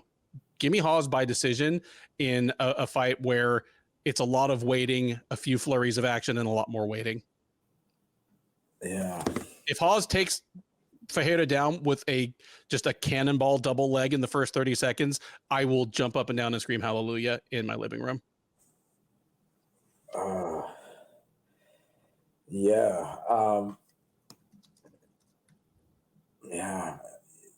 This fight. I hope it is exactly how the UFC promotes it. Like, I hope it's the guy who lands first lands a big shot, and it's like, I'm out of here, call me the Breeze. There's another one. It's getting sorry, I can't stop. I mean, Phil Hall, I mean, he is a good athlete. Him and Semelsberger doing like Ninja Warrior course would be really fun. That's what stands out by him. I mean, he's fast. He's explosive. He can be aggressive on the feet. He works behind a jab. Superb guy. I liked when he was like beating up Darren Wynn with elbows inside. That was to me probably like the peak of his career. Obviously, he has massive power. He's got a good kicking game. Like, he kicks hard, mean calf kicks, very fast high kick. But there is that something about him when you don't get like, man, why can this guy not put it all together? I think that was always the case, but now there is definitely like, no, here is the issue, or one of the issues for sure, and that's his durability. I mean, you mentioned he lost 3 out of the last 4 fights, been knocked out in first round in all those 3. That's a huge issue. And then you're going against Brunno Ferreira, which is best having a victory is blasting in the chin. So he is a good wrestler. In junior college, national champion. He has good fast entry, exposed through your hips. Good, he can coach down, good top control. I've seen him get some back takes. But another issue, and this is always, so this is not like, we've always known this is an issue, is the cardio. Like, because of how explosive those guys are always going to be. Like, Kevin Randleman in that aspect is a fair assessment. Ferreira, he's a southpaw, but he will fight at both stances. Sets up his shots with feints. Has massive power. He has 7 knockouts. He really springs into a shot. His short right hand from the southpaw stance is probably my favorite blow. But he keeps his chin. When he does this, he keeps his chin high in there. He's asking to get cracked back. Now, and he's also open to leg kicks. Like, that could be an avenue of victory for Hawes. as long as he doesn't throw him naked. If he throws him naked, he can get knocked into next week. But if he can move, go and chase him a little bit, calf kick, that could actually be another avenue of victory for him. Ferreira is a judo black belt. He has 3 submissions on his record. He showed he can get up from bottom when taken down by Gregor Rodriguez, which I like that. Though I don't think Gregor Rodriguez has the control that Phil Hawes has. And he has questionable cardio, but I can't say he has bad cardio because he's never been past the second minute in the second round. So it's more like just maybe his cardio is okay. But again, I'm worried about his chin because he's been absolutely starched. I think this is a mirror fight. I don't think anybody who's I know there's so many guys out there with I can't miss. Join the premium platinum team and I'll give you the best pick. And I know they're making so much money that they have to charge people their 500 viewers extra money. But anybody who says that, just first of all, come back to our channel and watch our show again, or listen to Leonard Skinner's greatest hits, something. But you can't be confident in this fight because both guys are really good athletes. Both guys are really explosive. Both guys can't even though you're not going that way, the UFC saying these guys could touch you and knock you out. It's twofold why that is true. One, yes, they both have massive power, and 2, they both have very questionable chins. So it goes both ways. You don't have to have massive power to knock these guys out either. Both have defensive issues. Both have gas tank issues. I'm pick up a coin, toss it in the air. But if you pay the $10 premium to my Venmo, I will give you my sure pick. I'm going to go with you, man. I'm going to go with the veteran. Why? I don't know. I'm going to go completely different avenue than you. I'm going to say Hawes lands a big shot, and I say Ferreira's chin is too high in there, and I'm going to say Hawes catches him. Give me Hawes by first round knockout. Once again, we have a fight where we disagree on the details, and I hope you're right. Next up is another men's bantamweight matchup as Ricky Simón takes on Mario Bautista. Simón, the 31-year-old Washington State native, is 20-4 overall. He is 11-3 since joining the UFC out of the first season of Dana White's Contender Series. He fought most recently last April in the headliner of UFC on ESPN 45, where he got knocked out in the 5th round by Song Yadong, snapping a 5-fight winning streak for himself and knocking himself at least temporarily out of title contention in that division. He will look to get back on track against Bautista, who is looking to propel himself into the title discussion. Bautista, 30-year-old Arizona native, is 13-2 overall. He's 7-2 in the UFC. He's on a 5-fight win streak right now.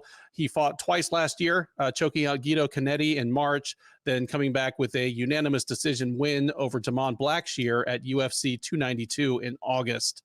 Bautista, despite the impressive win streak, is the moderate underdog here. Simón is minus 175, Bautista plus 140 on the comeback. Keith, you like wrestle boxers. Ricky Simón is about as old school a wrestle boxer stylistically as you'll find in the UFC right now. Just the stance, heavy on the front foot, high boxing guard.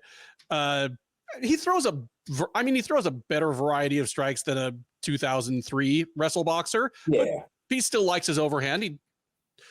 Wrestlers found out early on that if a guy is scared of the level change, if you feint a level change, the hands go down, the face is open, and you get Randleman knocking out Crow Cop. You get Mir flooring Congo. You get a million, big punches. If you'd asked me a couple of years ago, I would have said, yeah, Simón is at least a future title contender, if not a future champ. He's young. He's very athletic. He's got incredible motor. Now, after the Song Yadong fight, I wonder if, maybe we've seen his ceiling. He's 31. Yeah. He's an established top 10 bantamweight in the UFC, but maybe he's not going to be able to get over the hump against people who either aren't worn out by his pace, can stay on the feet against this takedown game, and are niftier strikers. You look at his 3 losses in the UFC now. Getting clocked by Uriah Faber was a 1 in a million thing. Like, fair play to Faber, it's not a fluke, but if they fight 10 times, that happens once. But Rob Font was able to stay vertical and jab him up on the feet. Yeah. Song Yadong did that with more power and outlasted him. And even before the knockout, he was sort of starting to pull away. I don't know if Mario Bautista can replicate that route to victory. Man, I really like Bautista. I mean, I like submission specialists, and he's had some fantastic ones in the UFC, but I have trouble picturing him getting Simone into any of those situations, because I think Simone's probably going to want to keep this standing. I think he's going to be able to keep it standing. And in a 3-round fight, I think like durability is not going to be an issue. It's just a rough matchup for Bautista, and that's unfortunate because I've really enjoyed the run Bautista's on. But give me Simone to win probably 30-27, but all 3 rounds are individually pretty competitive. Just a kind of high energy sprawl and brawl performance against Bautista where he outlands him on the feet. Bautista can't get him down, and that's pretty much the whole complexion of the fight. Wow. This is a good fight. Like, I'm intrigued by it to kind of see where they are both at their careers, because I have question marks. Like, I have question marks if Bautista can succeed at this level, and then I have question marks if Simone is still at this level. Simone, he's a good athlete. He's very physically strong. You mentioned like your classic old school wrestle boxer. I like his volume. He's got high volume. He's got pretty fast hands. He attacks with combinations. Does slide in the pocket and unload shots. I like that he works the body. He'll eat a lot of shots, and that's due to his lack of head movement. We saw that against Song Yadong. Plus, he's also willing to brawl a little bit. But he showed against Jack Shore. He does have some underrated power. Excuse me. He does check leg kicks, which I like. He's a solid wrestler, some good entries, but I'm not like overly impressed with his wrestling. I did love his reactionary doubles against Jack Shore. Good top control. What I like more about his wrestling is not actually his skill in it, but the mindset. Like, he'll work for every inch, he'll make you work.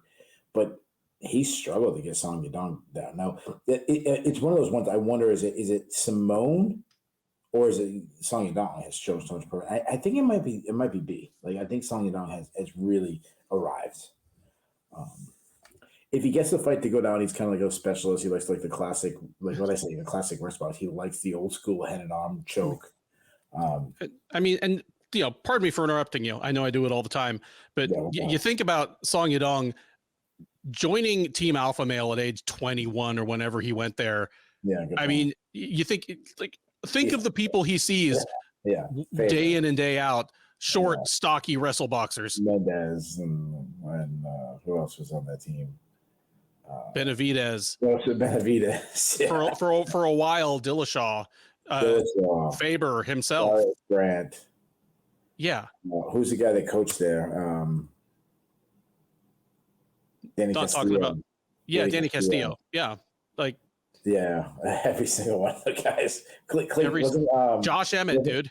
Darren Elkins was there for a while. Yeah, dude, Josh Emmett. Josh Emmett. Josh Emmett. Yeah. Good.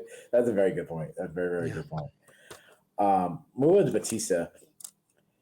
Dude looks really good recently.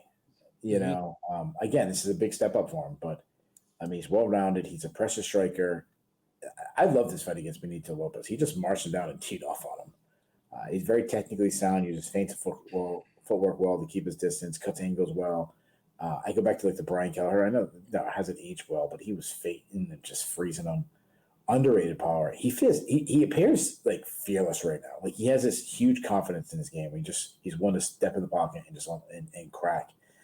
Likes flying knees. Great kicking game. Good calf kicks. He can battle in the clinch. His wrestling has looked really good lately. He got takedowns in 5 straight fights. He hit Brian Kelleher with a foot sweep. He suplexed Guido Canetti. Been really good on the ground. He has 6 submission wins. Showed great takedown defense against Miles John.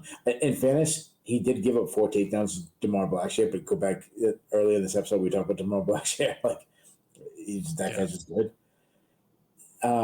This is a really solid fight. Both guys are solid fighters. My question about Simone is, like, is he you seem like you kind of have the question marks, like, is he still at this level? And I feel like he's like season 4 of Homeland, where it's like it's entertaining, but like I'm not as excited as I used to be when the show came out, or Dexter, or season 8 of The Sopranos, or how many seasons they had. It wasn't the same as new shows that might be coming out that I might be excited. I kind of feel like that's. I feel like I don't think Simone fell off the cliff and it turned into like The Walking Dead, but I do think it's a slow decline. Like, okay, like how many times can I see that chick from Homeland naked? Like, all right, like I'm good. Batista's on it. He just looks better and better. I think Bautista stuffs enough of Simone's takedown attempts. I think he picks him up out range. I think it's going to look a lot like the Song Yadong fight without the stoppage, where he's just too fast. So, yeah, I'm surprised. You said Simone was a big favorite, wasn't he? No, not a big favorite. Like, he's minus 175, Bautista plus 140. I think it should. I actually like Bautista as a favorite. If you had me guess the line, I was going to. Even that, you said one's negative 175, 180, something like that. Yeah. I would have said, wow, like, man, people are really high on Bautista. I like Bautista. I think he gets it done. Give me Bautista by decision. All right. So if you're watching this right now, Keith is probably right on this one. The interesting thing in our respective predictions, though, is that I think it's going to be Simone fighting off Bautista's attempts to bring it to the ground, and you seem to think it might be the other way around. Like, that's what I'm interested to see. I think it'll be a little bit of both. You're like Simone season 3 old man. I'm like season 4. Yeah, there. Third from the top is a lightweight matchup between Jim Miller and Gabriel Benitez. Miller, the 40-year-old New Jersey native, is 36-17 with 1 no contest overall. He is 25-18 with 1 no contest in the UFC. There's no indication that he's going to retire this weekend, so I won't give the full eulogy here. I'm not going to shovel dirt on a man that's not in the coffin, but it used to be for several years that he was juggling UFC records with the likes of Diego Sanchez, Donald Cerrone, some of them with Joe Lozon. Those guys are gone. And I mean, Clay Guida is still around, but hopefully they are. Yeah. they don't have a comeback. Yeah. Miller at this point is leaving the pack in the dust. He has the most wins in UFC history. He has the most cage appearances in UFC history. He has the second most finishes in UFC history. For a guy that's not super known as a finisher, you pile up some numbers with the passage of time. For a guy that isn't exactly Anthony Pettis as a human highlight reel, he has 14 post-fight bonuses.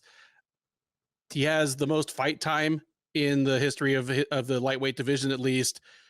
The man is going to own large chunks of the UFC record book by the time he's done. And more importantly, for purposes of this discussion, he's still beating people. He's won 4 of his last 5.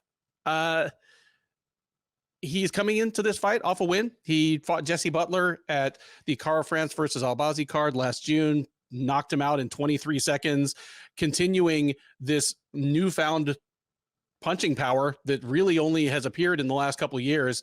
He'll look to make it 2 in a row, show that he can still hang with the young dogs against Benitez, who at the very least can also, order off the dinner at 4 p.m. menu at Denny's with him. Benitez, 35-year-old Mexican, is 23-10 overall. He's 7-6 in the UFC. He's coming in off a win, but that win is a year and a half ago. He fought way back in August of 2022 on the Vera versus Cruz Fight Night card, where he knocked out Charlie Ontiveros in the first round. Prior to that, he had knockout losses to Billy Quarantillo and David Onama, both of those at featherweight. He is remaining at lightweight here, and he's facing Miller, and this one is a dead pick 'em. Both men are out there around -110, -115. Keith, Jim Miller is going to grab some more territory in the UFC record book just by getting in the cage. He'll extend his record for most cage appearances, extend his lightweight lead for most cage time. Will he add to his win total? And how does the fight look? Yeah, I got to correct you on a stat. I actually believe Andrei Arlovski has the most time in the cage just because he didn't do anything. They don't count on his fight time.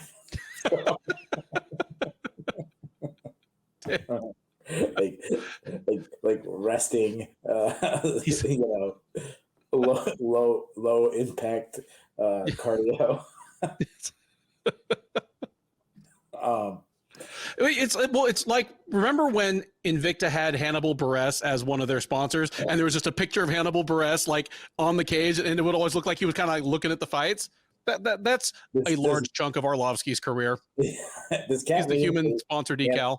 Does Cat Williams hate Hannibal? Because he seems to hate everybody. I guess he was mad at Rogan this week. Yeah. Although if we make any more jokes, he'd be talking shit about us. He's talking shit. Bring it on, Cat. Hey, I like the guy. Yeah. He's talking shit about everybody. Damn, this guy's crazy.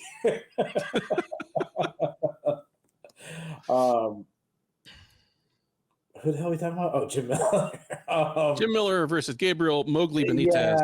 Yeah, I'll say this. So we said this about Arlovski, like the fact that he's fighting at a heavyweight. To me, like Jim Miller is even more impressive in that sense. Oh. Like, yeah, I understand he's a little bit younger, but at that weight class, be probably more competitive than Arlovski. I mean, there's nothing short incredible. And then, like you talk about him, this could be the last one. It's not going to be like from all the indications is that he wants to come right back and fight at UFC 300. Yep. I do believe he has slowed down, but though he has slowed down, he has found this like new old man power. Like he hurt Alex Hernandez. He knocked out Jesse Bells. He knocked out Nikolas Motta, and like these are recently, somewhat recently. Now he still has huge defensive holes. Doesn't move his head. I'm still worried about his chin for all the damage he's taken over the years. But I think we looked this up. He only been knocked out like twice in 52 fights, which is absolutely incredible. And Alex Hernandez was cracking him, and he just kept moving forward. He will still wrestle. He's an above average wrestler. His wrestling was never as great as people made it sound, but his ground game, I mean, it's good. He's got 18 submission wins. He has an absolutely great guillotine. You make a mistake, you leave it out there, he snatched it up. One of the best guillotines of all time. He hit Cerrone with, and it was the ghost of Thomas Run, but he still hit him one of the best I've ever seen. And it's funny. We used to say he'd have a round and a half of cardio, but it seems like it's getting deeper and looking better recently. It's like, what? Dude. Like this guy's, I don't know what it is. He's taking that stuff that Frank Thomas uses or whatever to help the old man or something. Like this freaking guy's like, where does cardio come from? No, as long ago as the Vince Pichel fight, that's August of 2020. So 3.5 years ago, I said that all Jim Miller has left is an opportunistic submission game and 7 minutes of cardio. Yeah. He is 4-3 since then with 3 knockouts. And but even his losses though, like they haven't even his losses, it's not been because he gassed out horribly. He's just proven me flat wrong. Yeah. It's this freaking guy. you know? This guy. Gabriel Benitez, again, like you said, he's been out for a while, so obviously I got to base this on what I've last seen of him. But being that at his age, and not everyone is Jim Miller, where they can fight as long as late as he can. So like, I can see everything falling apart. But what I've seen of him, Southpaw kickboxer, good movement, technically sound, strong jab. He follows that up with good power shots. His left hand, his straight left is his best shot. He does work to the body well. Has some decent pop. Really good kicking game. Some of the best calf kicks in the division. Some really hard kicks to the body. He hardly ever wrestles, though. Yeah, recently when he fought Charles Ontiveros, he shot in and picked up and slammed him. So I like that. If he gets the fight, he's a good grappler, but again, never really uses it. You have to worry about his chin. I mean, David Onama knocked him out. Jim Miller's crafty and tough and keeps defining logic and time. And I should take Jim Miller. I like, I want to root for him and I want him to do good. Nothing against Benitez, but stylistically, though, if Benitez is still the same guy that he was when he left, I like Benitez here. He's more technically sound. He's faster. He has at least the same amount of power as Miller does, and Miller's durability could fail him at any time. Again, Benitez too is not no spring chicken, so it could happen to him too. But give me Benitez to pick him apart with a jab and those mean calf kicks. I think Benitez wins a blowout decision. Yeah, I'm leaning the other way here. And while I'm sure there's a certain amount of sentiment playing into it, I mean, if you don't like Jim Miller, something's wrong with you. He's been just one of the ultimate hard hat guys in the UFC for a long time. It's like, if you like Clay Guida, but you think the gimmick is kind of annoying, Jim Miller's your man. Get slapped around. Someone gets slapped by another man. Dude, what's Dan Miller doing these days? Like, Dan Miller should be slapping this man. Yeah. Or guillotining him. That's like Guida's brother in the slap friggin', what's it called? The slap league? Power slap, yeah. Yeah, him and Tim Silva just slapping each other. Oh my goodness. Yeah, I guess they couldn't do that though, because like Dan Miller's thing was always that he had a crazy good guillotine, and if he like guillotines Jim Miller right before the fight, like he's just, yeah. Here's the thing, like, whatever it is specifically that has kept Benitez on the shelf for a year and a half, he's not going to be better at 35 than he was at 33. The best we can hope for is that he's the same. I agree that like he has good power. Miller showed good power recently. Benitez has always had good power, but Benitez has gotten knocked out a lot.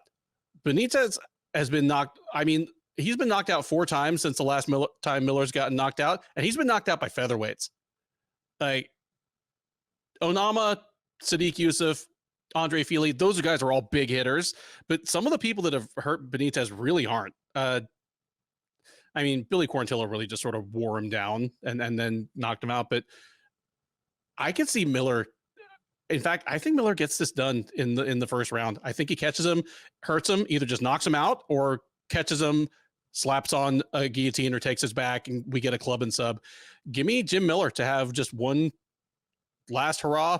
If he gets any kind of finish, he's probably going to pick up his 15th UFC post-fight bonus.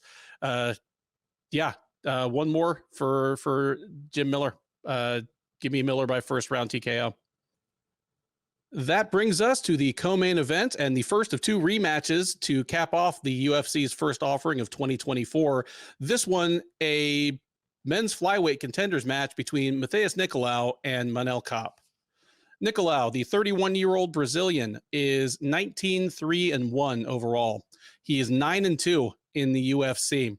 He lost his last time out, fought just once in 2023, got knocked out in the first round by Brandon Royval, who would go on to challenge for the title. That snapped a 6-fight win streak for Nicolau, so he'll look to start a new one here at the expense of Kape. Kape, 30-year-old Angola native by way of Thailand, is 19-6 overall. He's 4-2 since joining the UFC as the outgoing Ryzen flyweight champ, and then a full year off during the COVID-stricken year of 2020.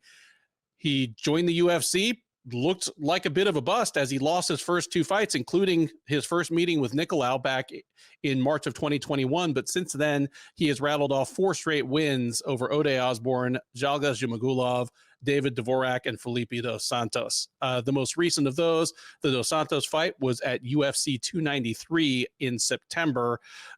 He will look to make it 5 in a row, possibly mint himself as the next title challenger in the flyweight division. He is comfortably favored to do so. Kopp is minus 250, Nikolas plus 200. Now, Keith, we've seen these guys fight already. Granted, it was almost 3 years ago. Not that long ago, though. Yeah, it was almost 3 years ago. Nikolas won a split decision. It was a competitive fight, but at least for what it's worth, I thought Nikolas won 2 out of 3 rounds. Tell me what has changed to make Kopp a greater than 2-1 favorite in the rematch between these guys, and tell me if that's right at all. Tell me who you think wins. Yeah, the only thing I can think of is seeing Nikolas just get knocked out in his last fight, and it's what have you done for me lately? I mean, 3 years ago was not that long. Like my septic system got pumped longer ago than that. Like yeah, you got to at least be one septic pump cycle.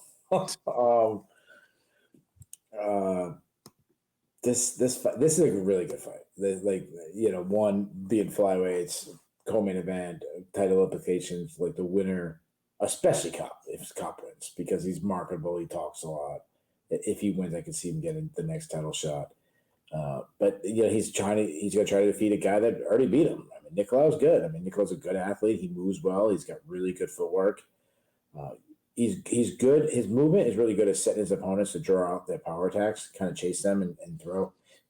And these counters, and he kind of walks people right into his counters. He also likes to lull people to sleep, and then he darts in and lands some big shots. He's got quick hands, tight boxing, tight short shots, explosive. His best strike is his straight left. He throws a lot of hard hooks. Like some of the best power in the division. Like when you look at his frame, like a really skinny kind of lanky kind of guy, he doesn't get enough credit. I mean, he's not like really tall, but I mean, it's just like he's not a guy you think he can crack, but he can hit. He throws hard leg kicks. He can wrestle. I mean, he got 2 takedowns against Kopp in their first fight, and that was huge. That was probably the difference in a really close fight. Great overall grappling, mean ground and pound. He has 5 submission wins. My big concern about him is his durability. I mean, he was just quickly knocked out in his last fight. Kopp, massive flyweight. I've said this before, but I still compare this. He reminds me of a prime Talcon Origami, where he fights out of both stance. Powerful striker. He really, he holds his hands low, kind of like how Gomi did, and relies solely on head movement and then counter striking. He's a pull striker. Bit of a sniper, very explosive. He's got fast hands, really sets on his shots and steps into them. One of the biggest punchers in the division. But the big issue is he can cruise. Many, many times he can be too patient, not throw it off, and make fights. His last fight was closer than it should have been. He's got good kicks to the body and to the calves. He'll toss up a fast high kick. He showed he can wrestle against Pantoja, but showed against Nikolas into Alcasaka that he struggles if you take him down to get off the bottom. I think the line is way off. I'm torn. I think this should be a really close fight. It just based on the volume, the possibility of takedowns from Nikolas. Nikolas is definitely probably the more technical striker and the better output, but Kopp can just land one massive shot and change that. And he's. I know a lot of people always talk about Kopp's power, but I also don't think they talk about his accuracy. Something like what I thought Davidson, when Davidson Figueroa was on top of the world, like people always talk about that power, but they wouldn't give him credit for his his ability to land, not just land the power shot. It's something Francis Ngannou. Like I know we talk about Francis Ngannou like hitting grazing shots, and he had that power. They could just graze you in it, but he also would land a lot of really clean shots. It's a tough one. I think again, going back to the Yanni thing, like sprinkle. Like I don't mind Nikolas in an upset as a sprinkle. The chin does worry me, and I say Kopp is going to really want to avenge a loss. I could see him. I'm worried about him cruising times. I don't know if he's going to cruise in this fight because of how close the last fight was. I can see him want to avenge a loss and turn up the volume. I say he lands something huge. I say he does turn the table. So after I just bash the line, I'm going to say Cop catches him. I'm going to say Cop by second round knockout. Yeah, I'm torn on this one. This might be the hardest fight on the card for me to call, and it's rare for me to say that about a fight that has a greater than 2-1 favorite. I would say this one had obvious upset potential written all over it. The one thing that really gives me pause is, yeah, a lot of times bettors and analysts will fade a fighter that's coming off of a bad loss, like a bad knockout loss like Nikolas just had. And a lot of times it isn't necessarily that valid, but here it kind of is, because the way that Royval knocked out Nikolas is like exactly something that Manel Kape would do. Just timing. You talked about the accuracy. The way Royval timed Nikolas coming in, just nailed him with a pinpoint intercepting knee. That is pure Manel Kape type stuff. His knees are some of his deadliest weapons. I could see an exact repeat of that kind of thing here, where Kape just, pulls Nikolas right into a pinpoint strike. If he doesn't, this still has upset potential written all over it. Like, if Nikolas takes Kape down and wins a frustrating for Kape first round off of him, those lines are going to swing hard the other way, because people are going to realize that this might just look like a repeat of the first fight, and maybe these guys really haven't changed that much in 3 years. I'm with you. I'm leaning Kape, and if Kape wins, I think he's going to win spectacularly, but I'm open to being dead wrong on this one. We're not a betting show. I'm not a betting man, but if I were, I would steer well clear of this one. Give me Kape by second round knockout as well. But again, this is one that I had a real hard time picking. With that, we come to the main event of UFC Fight Night 234, a light heavyweight matchup with likely title implications between Magomed Ankalaev and Johnny Walker. Ankalaev, the 31-year-old Dagestani, is 17-1-1 with one no contest overall. He is 9-1-1 with one no contest in the UFC. Walker, 31-year-old Brazilian, is 21-7 with one no contest overall. He is 7-4 with one no contest since joining the UFC out of the first season of Dana White's Contender Series. The single no contest on both gentlemen's record, of course, came in their first meeting at UFC 294 back in October, where an illegal knee from Ankalaev dazed Walker. A bit of language barrier in assessing Walker's condition might have caused the fight to be stopped when nobody really wanted it to be, not Ankalaev nor Walker. Nobody ended up happy about it. There ended up being some jawing afterwards. The UFC decided the obvious move was to remake the fight, and here we are. Ankalaev was a comfortable favorite going into the first fight. Whatever we saw in that 3 minutes and 13 seconds apparently did not inspire confidence in the upset potential, because he's an even bigger favorite going into the rematch. Ankalaev is minus 500 going into this one. Walker plus 375. Man, I think I said this. I could have said this really any time in the last 2.5 years about Ankalaev, but if you tell me that Magomed Ankalaev is the best light heavyweight on the planet right now, I'm not going to argue with you. Agreed. He is one of the unluckiest fighters in the sport.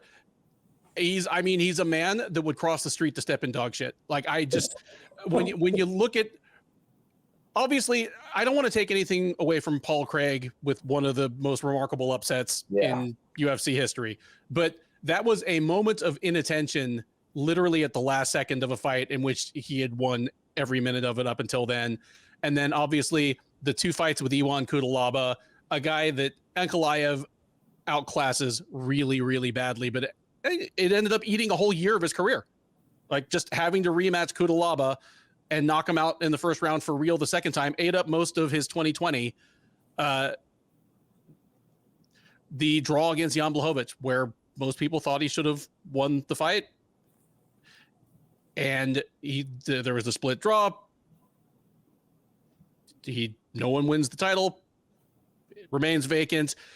He retired out of frustration at the end of that. A couple months later, he says, "Give me back my bullets." They book him against They book him against Walker. They book him against Walker in Abu Dhabi, where it's hard to have a star-making turn for a guy like Ankalaev. He's not a very exciting fighter. He's not much of a talker in Russian or English, but you put him in Abu Dhabi, where Dagestani fighters tend to go over really, really well. It was his chance to have some kind of star turn, and it just ends in disappointment for everybody. This guy, a few things breaking slightly differently. The guy, it feels like the guy could have been champ for 3 years going right now, but he still hasn't had his chance. Here, he's a 5-1 favorite, and short of something bizarre happening, he should survive and advance. My question is, what are the chances that something stupid happens and we're denied a definitive result of any kind? Because otherwise, he's tailor-made to take care of Walker. Walker is obviously, he's a ridiculous physical specimen. He's the biggest light heavyweight on the planet. Like, he might not be the tallest, but he's in the conversation. I will bet anybody that he's the heaviest in terms of what he weighs when he walks into the cage. Like, he looks like he weighs 235 pounds, and he's incredibly fast and athletic despite that size. And while his gas tank isn't great, it's not as bad as you would expect from a guy as big as him that has as many explosive movements as he does. He's an unorthodox striker with crushing power in everything, but he has, tons of lapses defensively on the feet. We were kind of showed that his first loss in the UFC was to Corey Anderson, where Anderson was like, okay, if I'm not blinded by all the spinning and dancing and stuff, I can just wait and just punch him straight in the face a couple times and this thing is over. Ankalaev is tailor-made to take care of this guy because he is a button-down, defensively sound kickboxer who can wrestle if he needs to, and he's pretty huge himself and has no gas tank problems.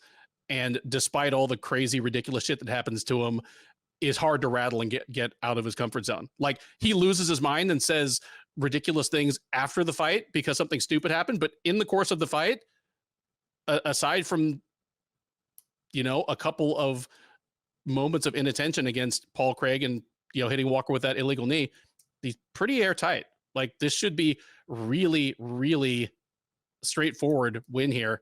I could see this being like the way Thiago Santos beat Johnny Walker, just much, much worse. Like, Santos just forced Walker into a pretty conventional kickboxing match and beat him at it. And Ankalaev is bigger, healthier, and a true light heavyweight. That's what I'm picking here. And because it's a 5-round fight, Ankalaev is going to put like a certain amount of damage on him just because of the length of the fight.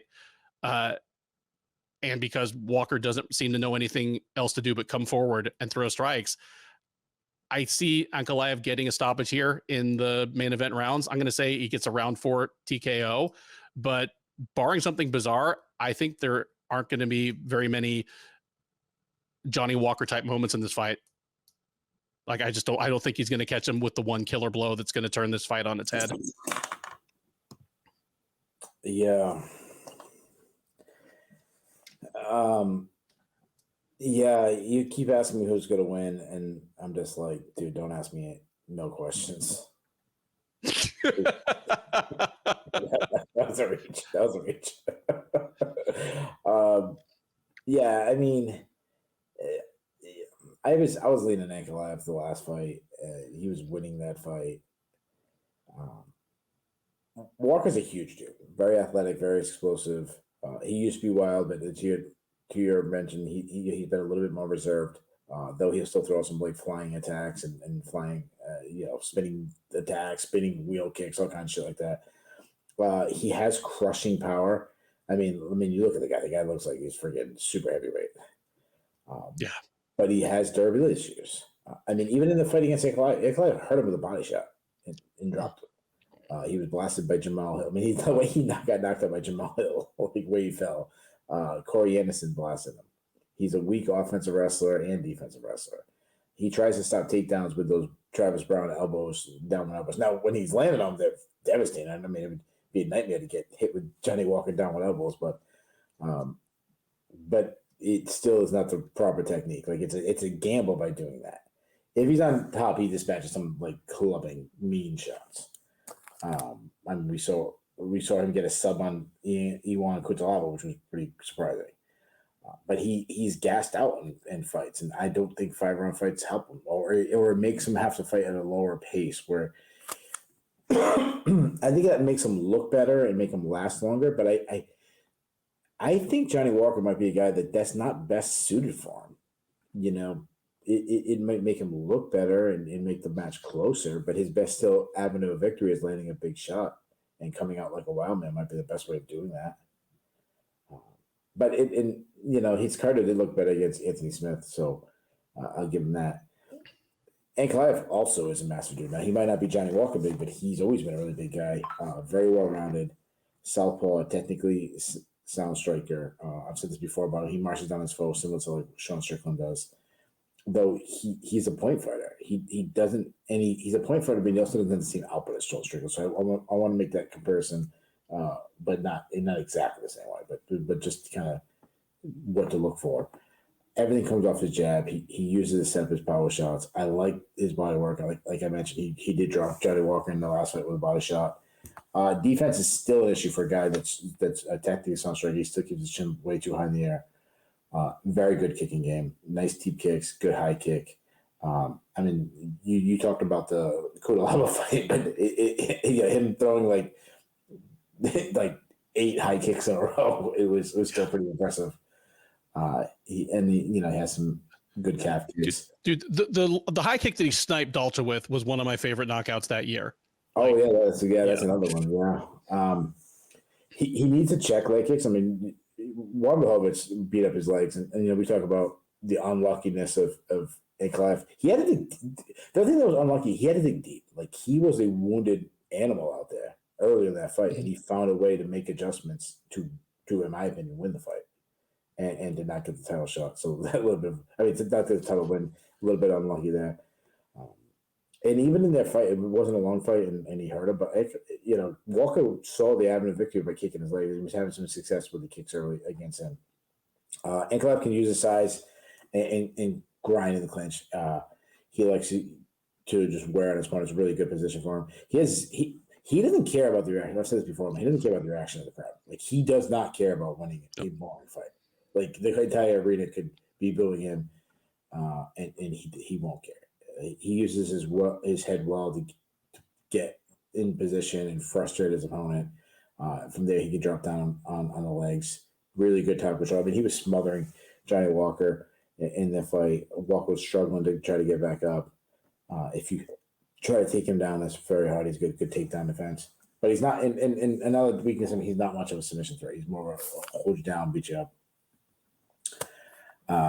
Yeah, man, dude, I picked Ankalaev last time. Like, I don't know what I saw in that brief, the brief match that they had that made me like Walker. I feel even better about Ankalaev. I think he marches Walker down.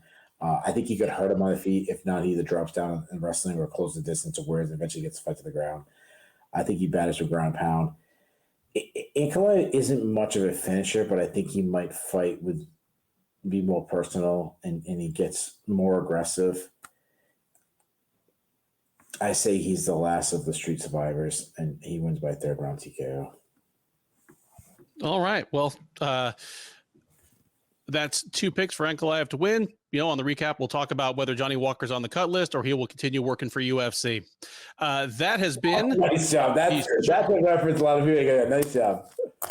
That has been the Sherdog Radio Network preview for UFC Fight Night 234, Ankalaev versus Walker 2. I've been Ben. He's been Keith. If this is your first time watching or listening to one of our previews, first of all, thank you. We hope you enjoyed it. We do our best to bring you a mix of actual in-depth analysis, occasional forays into other sports or historical asides. Unofficial classic rock bands of the night apparently are going to be a new thing. So please do like, subscribe, leave us a comment. Keith and I both respond to those comments. We'd love to hear your take on these fights. But yeah, give us a like. It costs you nothing. It makes us feel good.